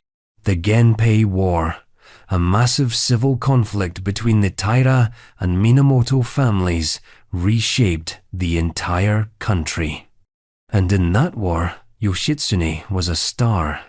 He won impossible battles. He outmaneuvered larger armies. At the Battle of Dan no Yura in 1185, he helped crush the Taira and end their dominance. The victory was so total that the infant emperor Antoku installed by the Taira was drowned in the sea by his own family to prevent capture. Yoshitsune's military genius was undeniable, but so was his political naivete, because while he was winning battles, his half-brother Yoritomo was consolidating power. Yoritomo had no interest in sharing glory. He wanted control. And Yoshitsune, with his charisma and popularity, was too dangerous to keep around. So, despite their shared blood and battlefield alliance, Yoritomo turned on him. At first, it was subtle. Stripped titles, ignored petitions, denied audiences. Then, it became explicit. Orders were sent for Yoshitsune's arrest. Suddenly, the hero of the war was an outlaw, a fugitive, a liability. Yoshitsune fled Kyoto with a small retinue, including his loyal retainers and his wife, Sato Gozen. They moved north, seeking refuge in the court of Fujiwara no Hidehira, the powerful lord of Hiraizumi in the distant Tohoku region. Hidehira welcomed them, offered protection, and perhaps even admired the fugitive general. For a moment, it seemed like safety had returned, but it was temporary. After Hidehira's death, his successor, likely under pressure from Yoritomo, betrayed Yoshitsune. In 1189, forces were sent to surround his residence. The walls were closing in. There would be no escape. Yoshitsune, realizing that defeat was inevitable and capture meant humiliation, made a final, chilling decision. He would die by his own hand, but not alone. According to some sources, he ordered those with him to commit suicide as well. His retainers obeyed. And Sato Gozen? She was given the same instruction. The man she had followed into war, exile, and disgrace now asked her to die. Whether he asked, commanded, or simply expected it, we may never know. The line between choice and obedience in samurai code is as thin as a katana's edge. What we do know is this: she died, by her own hand, or by another's. The methods are disputed. Some accounts say she was pregnant and refused to kill herself, and that she survived. Others claim she died with her child still in her womb. Still others romanticize the moment, saying she begged to die alongside her husband to preserve their shared honor. What's clear is that she didn't survive long enough to tell her side of the story. In Japanese culture, seppuku ritual suicide was the ultimate act of honor among the samurai class, but for women it was different. There was no sword across the belly. For women, it was often a dagger to the throat, or poison, quiet, clean, final. Sato Gozen's death was wrapped in this code, but also in a far older pattern, women dying for the failures of men. She had no army, no titles, no crimes. But her loyalty, once a symbol of grace, became a shackle. She was loved and therefore obligated, and in that obligation, she was buried. Yoshitsune's own death was stylized, like everything else in his life. Some say he committed seppuku in a small building that was then set on fire, consuming his body in flames. Others say he was killed by his own retainers at his command. But in all versions, he dies a legend outnumbered, betrayed, defiant. And Sato Gozen? She dies a footnote. She's remembered in art, in plays, in romantic poetry that imagines her final moments with tears and cherry blossoms. But her real legacy lies not in beauty, but in what her death tells us about the era. That love, in the world of samurai and generals, was often indistinguishable from loyalty. That loyalty, for women, was often indistinguishable from annihilation. And that death, when demanded by a man dressed in glory, was supposed to be seen as a virtue. But Sato Gozen's silence doesn't mean consent. Her absence doesn't equal peace. And from the icy forests of northern Japan, we travel now to the Iberian Peninsula, where another woman, Maria Tellez de Meneses, met her end not in ritual or war, but in her own home. Her crime? Alleged adultery. Her punishment? A blade wielded not by the state, but by her husband. Prince John of Portugal didn't ask for her loyalty. He demanded her death. Prince John of Portugal, Duke of Valencia de Campos. Some royal killings happen in the shadows of grand strategy wars, alliances, dynastic succession. Others happen in private chambers, spurred by emotion too ugly to fit inside the court's polished walls. The murder of Maria Tellez de Meneses by her husband, Prince John of Portugal, belongs to the latter. No empire hinged on her death. No kingdom shifted because of it. But the violence was no less real. It was small, intimate, personal, which somehow makes it worse. Maria Tellez was a noblewoman of impeccable lineage, sister to Queen Leonor Tellez of Portugal, and thus tightly wrapped in the political fabric of the House of Aviz and the tumultuous court of King Ferdinand I. Like most noblewomen of her time, her fate was not her own. She was married twice before she ever had a chance to choose. First to a court noble, then widowed. Then to Prince John, illegitimate son of King Peter I of Portugal, and a man who had inherited not just royal blood, but the full weight of his father's passions and paranoia. Their marriage was never romantic. It was transactional, a consolidation of alliances, bloodlines, and social capital. But unlike the more calculated marriages of empire, theirs was also deeply volatile. Prince John was a man bred for privilege but denied legitimacy. Though he held the title Duke of Valencia de Campos and had lands in Castile, he carried the rage of the bastard son, the chip on the shoulder of a man who believed himself just shy of the crown that should have been his. And Maria? She was everything he feared. Beautiful, yes. Well-connected, certainly. But she was also independent, confident, socially dominant.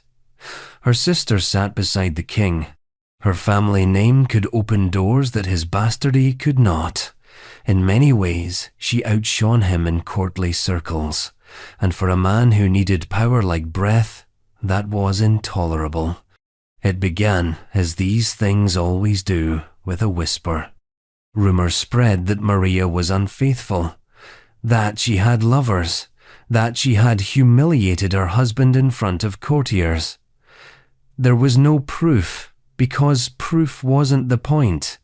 In the feudal world of 14th century Portugal, a man's honor was a fragile, performative thing, especially if that man was already insecure about his bloodline. All it took was gossip, a look, a pause in conversation when he entered the room. The mere idea that his wife might be sleeping with another man was enough to justify anything. And so he killed her. Not through exile, not by divorce. He killed her with his own hands. In 1379, Maria Teles was murdered, stabbed, according to some accounts, strangled, according to others.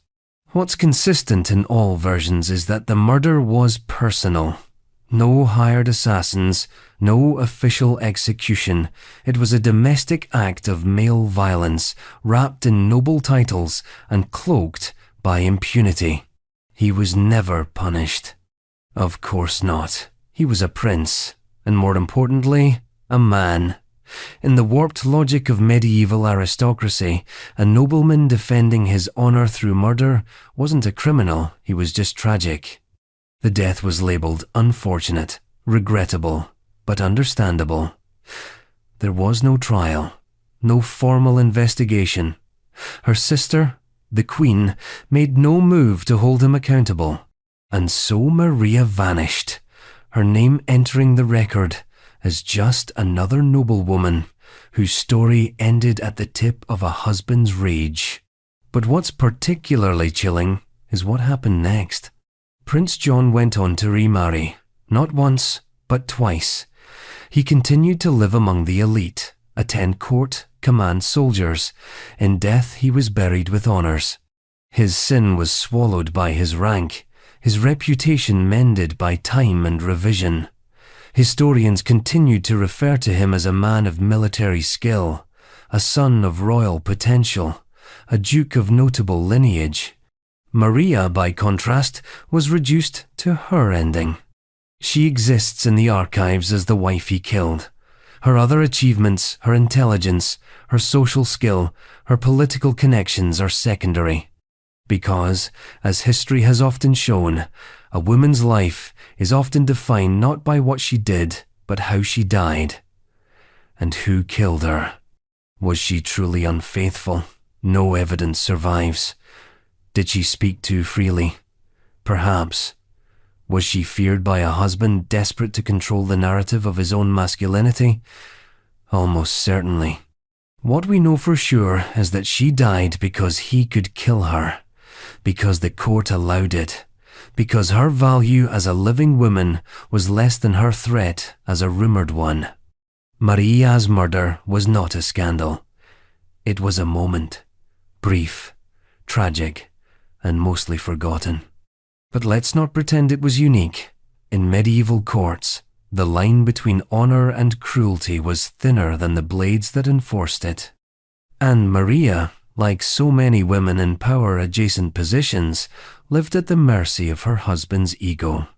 And now, from the stone halls of Portugal, we return east this time to a collapsing dynasty in its final hours. The Chongzhen emperor of the Ming dynasty would go down in history not for what he conquered, but for what he could not save.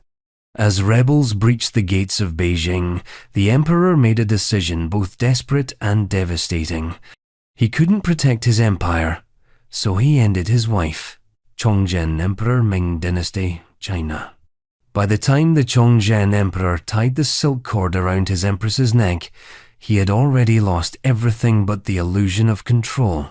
The Ming dynasty, once the world's largest, richest, and most bureaucratically intricate empire, was crumbling around him. Starving peasants roamed the countryside.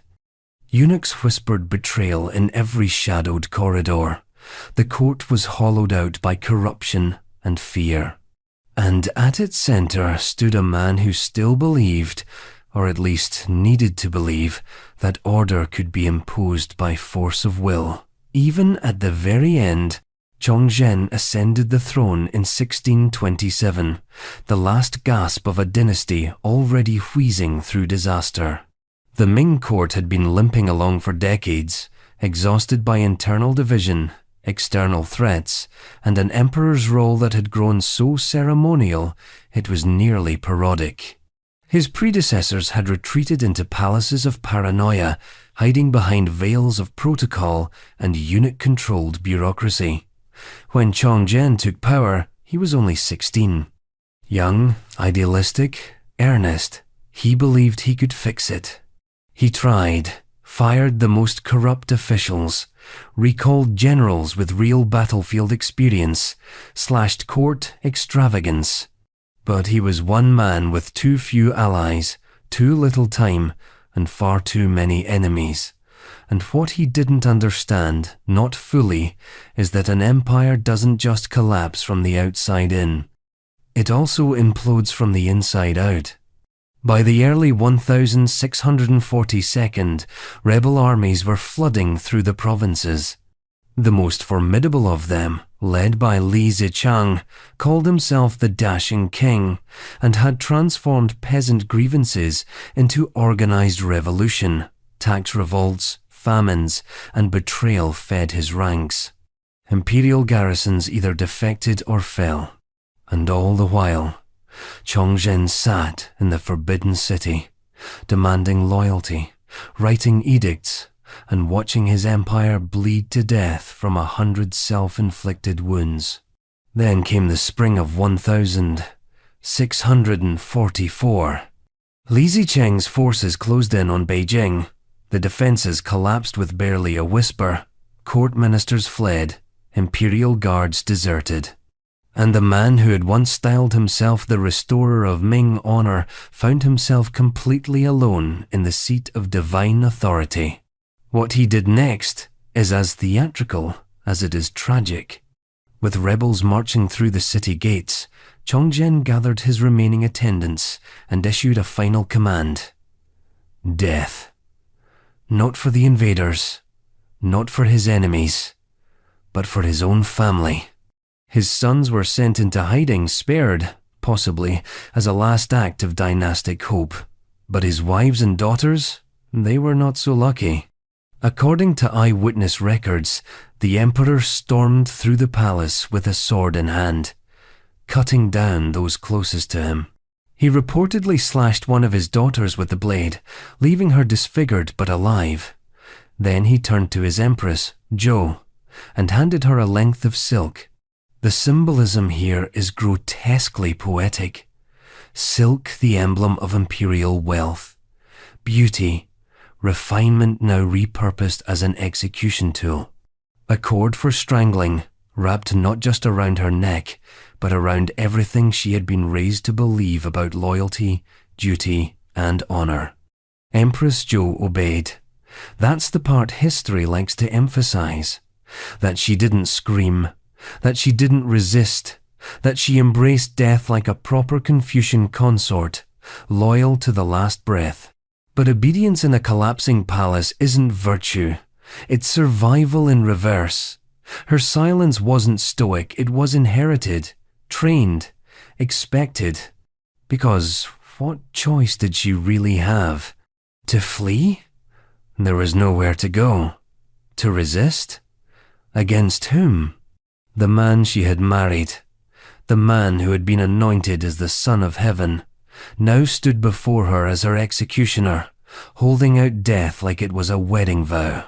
And so, sometime in the early hours of the 25th of April, 1644, in the heart of the Forbidden City, as rebel banners were being hoisted over imperial walls, Empress Zhou hanged herself on her husband's orders.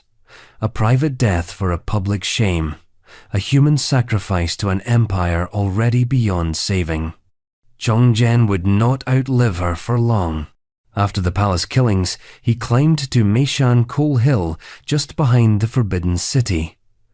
In the thick pre-dawn light, he wrote a brief, frantic apology, not to his wife, not to his children, but to his ancestors.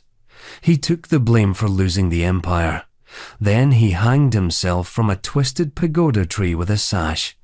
When his body was found, the inscription on his robe read, "I am ashamed to face my ancestors." It's the kind of theatrical shame that tries to rewrite failure as tragic nobility, but it doesn't land cleanly. Chong Zhen's final act wasn't bravery, it was desperation wrapped in ritual. And for Empress Zhou, it was a death sentence that pretended to be honor. History has struggled to make sense of her.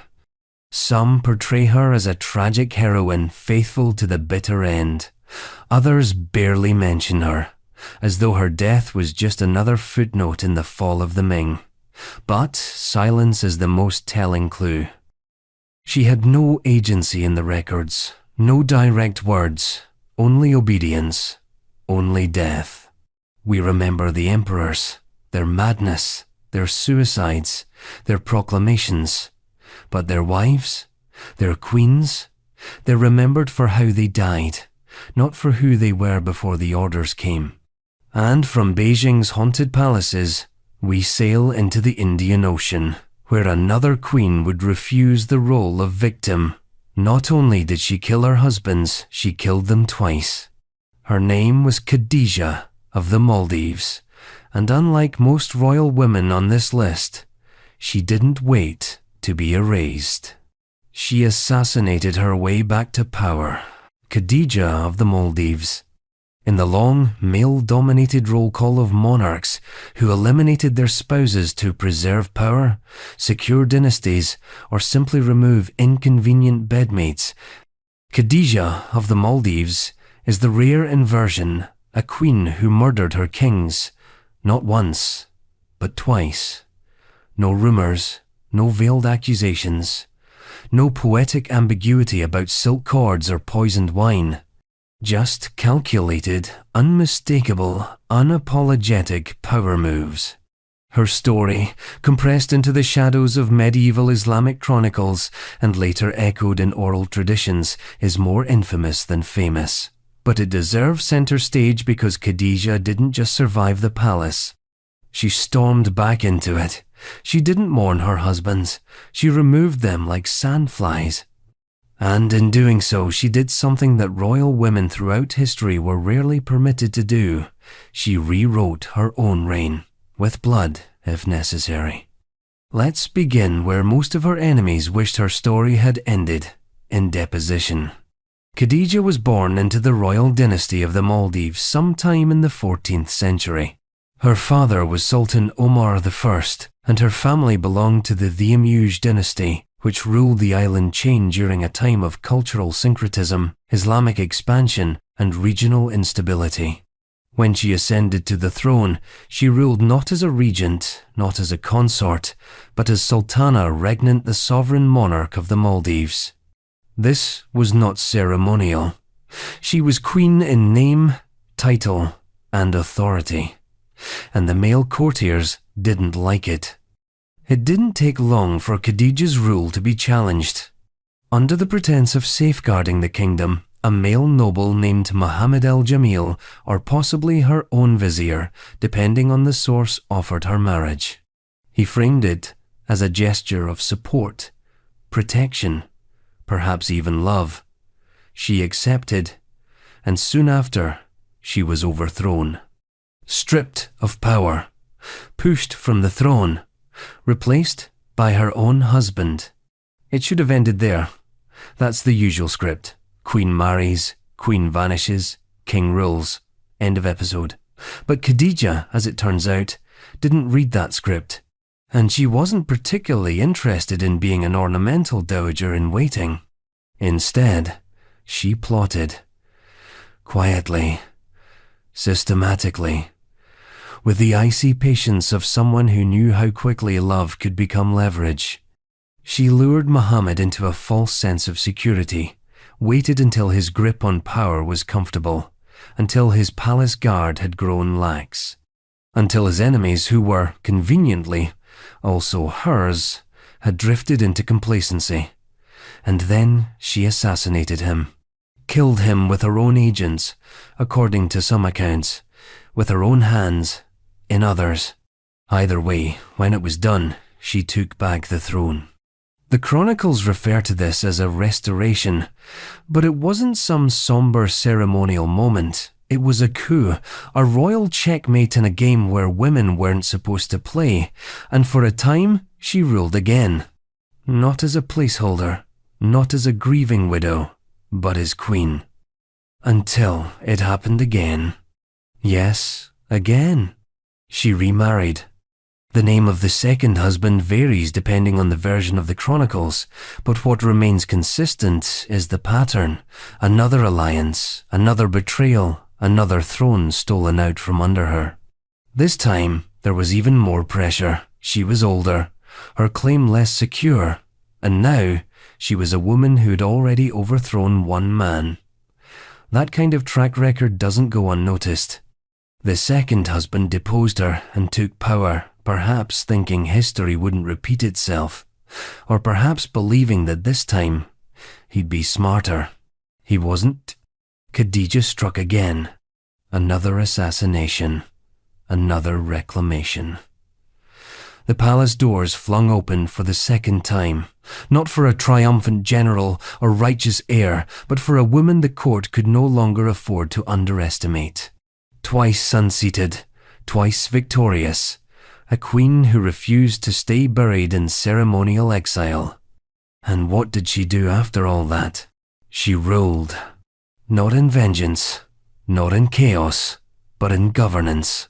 Her reign, though blood-soaked in origin, was marked by relative stability, cultural continuity, and imperial legitimacy. Her name appears in royal documents. Coins were minted in her honor. She conducted foreign diplomacy. In other words, she didn't just win power, she held it. There are no portraits of Khadija, no love letters, no royal diaries, no preserved garments in museums.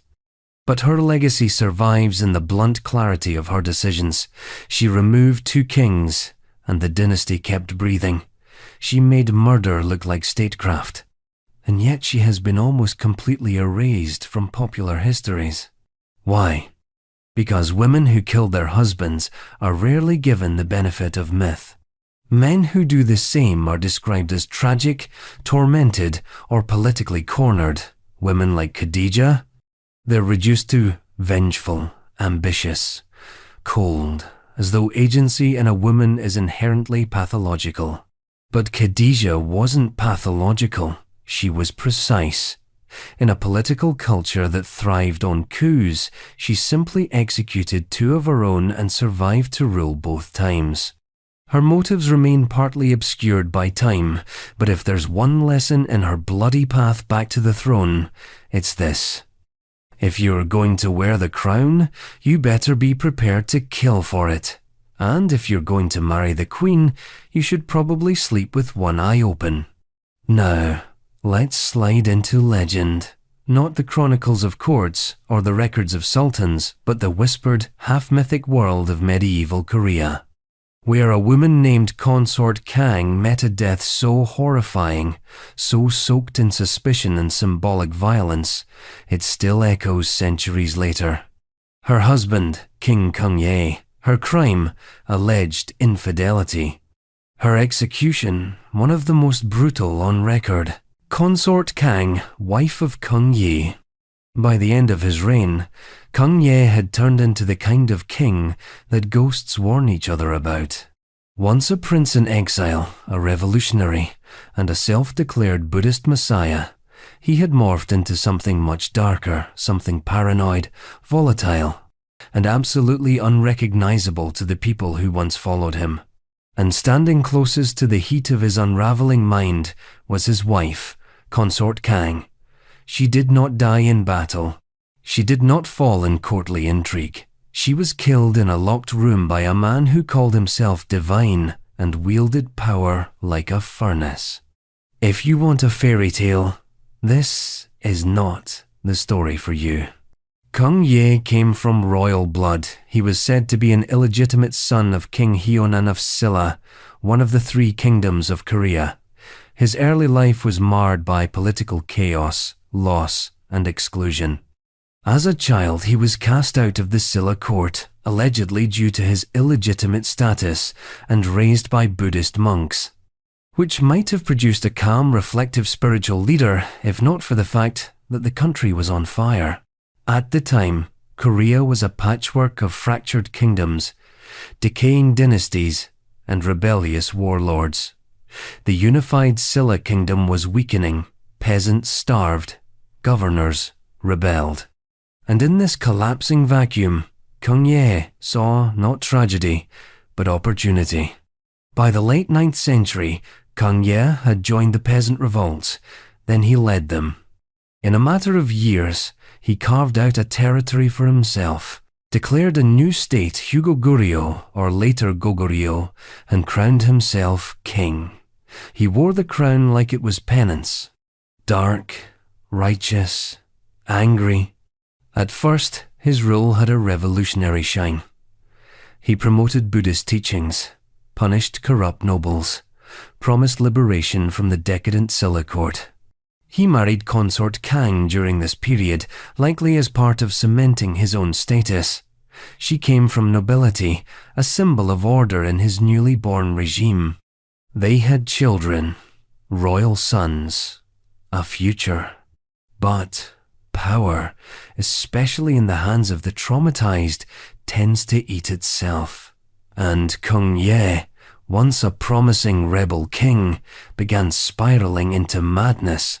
He proclaimed himself Maitreya, the future Buddha. Not metaphorically, he said he was the incarnation. He demanded worship. Courts became temples to his ego. Ministers had to bow, not just to the throne, but to his divinity. The gap between the man and the myth widened and then snapped. Soon, everyone was a potential traitor. Whispers began to replace advisors, executions replaced counsel, servants were killed for hesitating, generals disappeared. By the early 902nd, Kung Ye ruled by terror, convinced that betrayal lurked in every breath, not filled with praise. And then he turned his gaze on the one person who had always stood beside him, consort Kang.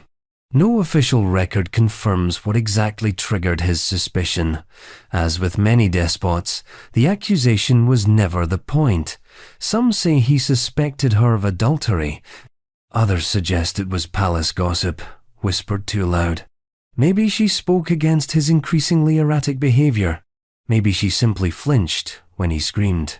Whatever the reason, Kung Ye was certain of her betrayal. And once he was certain, the punishment was not just swift, it was sadistic. He did not exile her.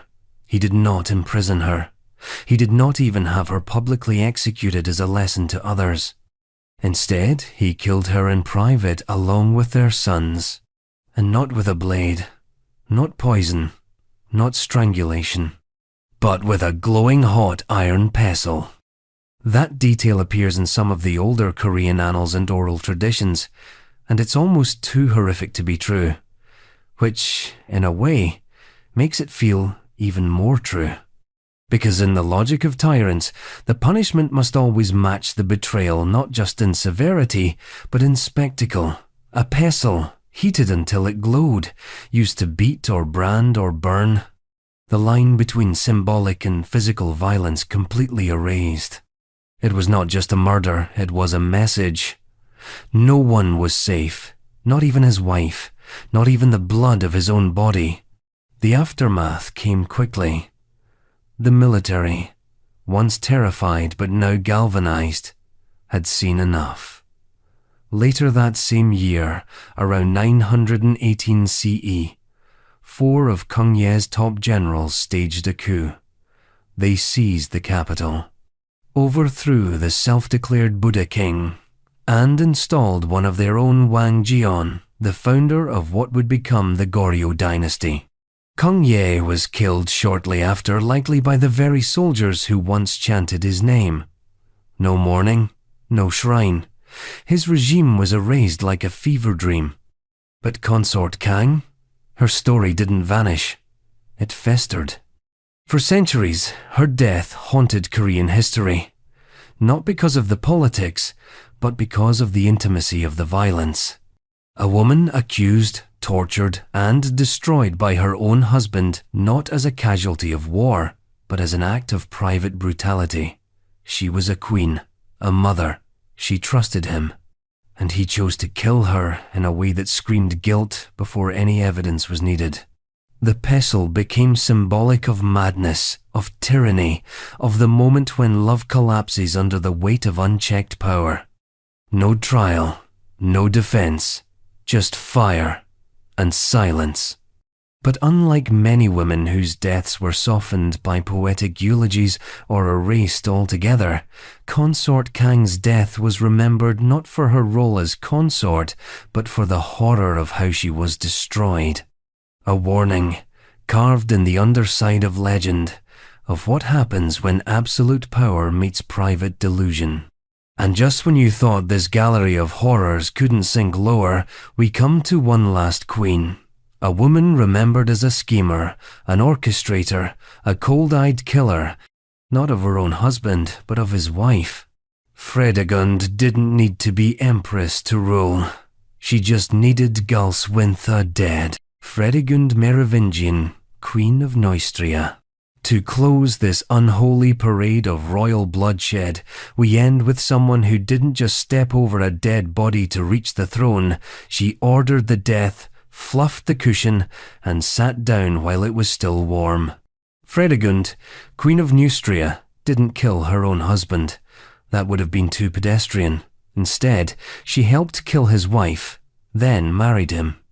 A domestic coup, soaked in silk, blood, and cold-blooded ambition. This is not a story of betrayal. It's a story of premeditation, of a mistress so hungry for power that she eliminated the only obstacle between her and the crown, a living, breathing queen.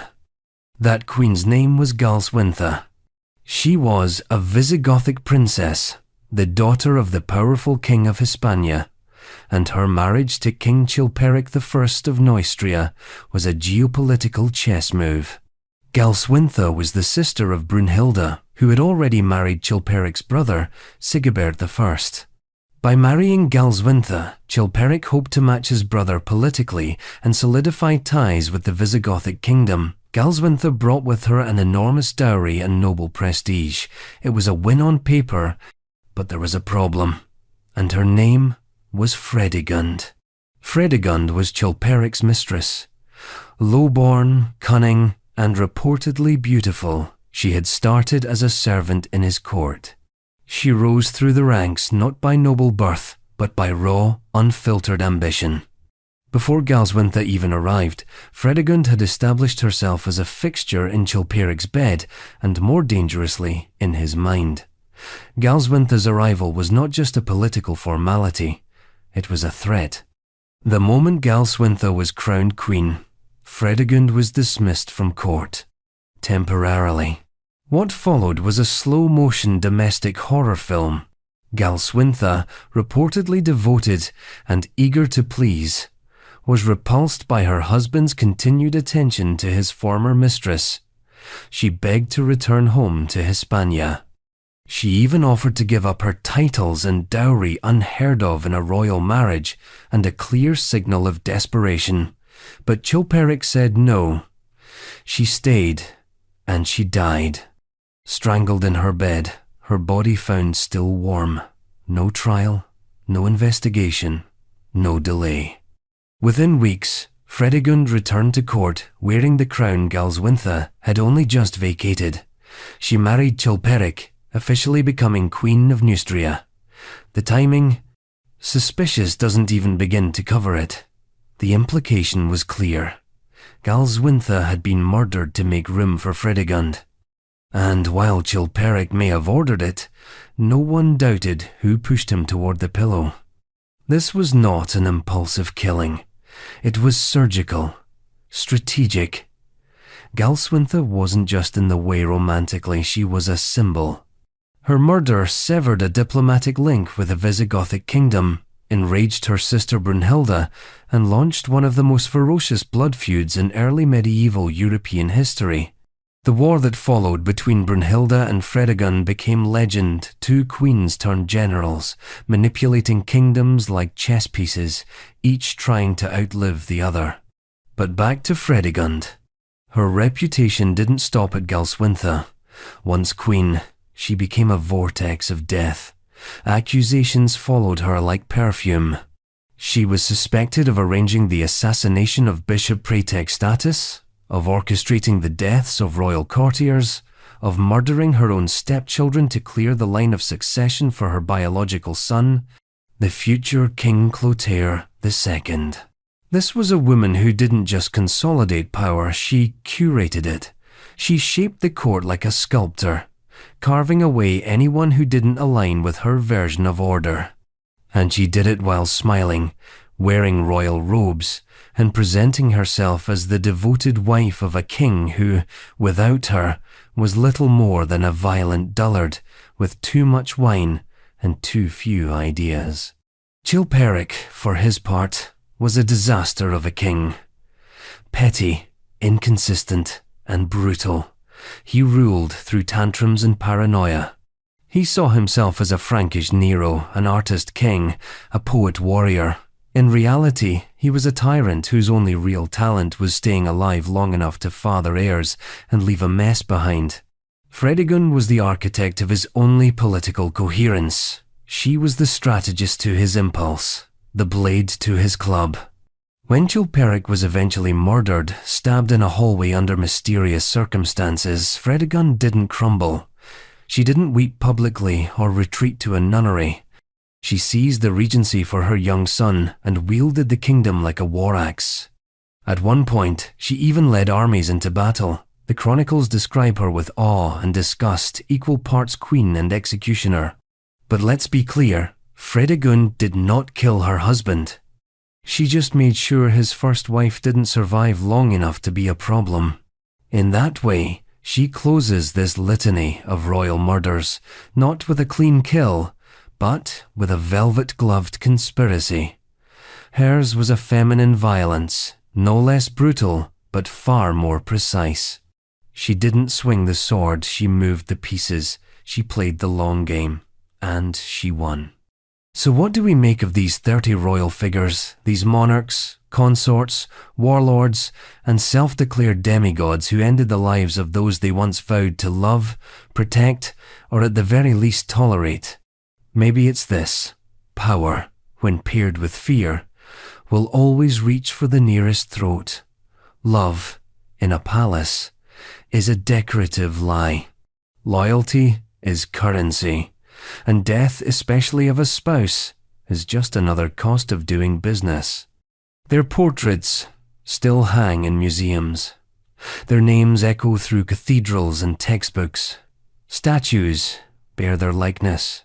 Coins bear their face. But history doesn't always whisper the blood on their hands. And if you listen closely, sometimes at the edge of a coronation hymn, or beneath the marble gloss of a crown, you can still hear it. The sound of silk tightening around a neck, the hiss of a whispered accusation, the soft, final breath of a consort who got in the way.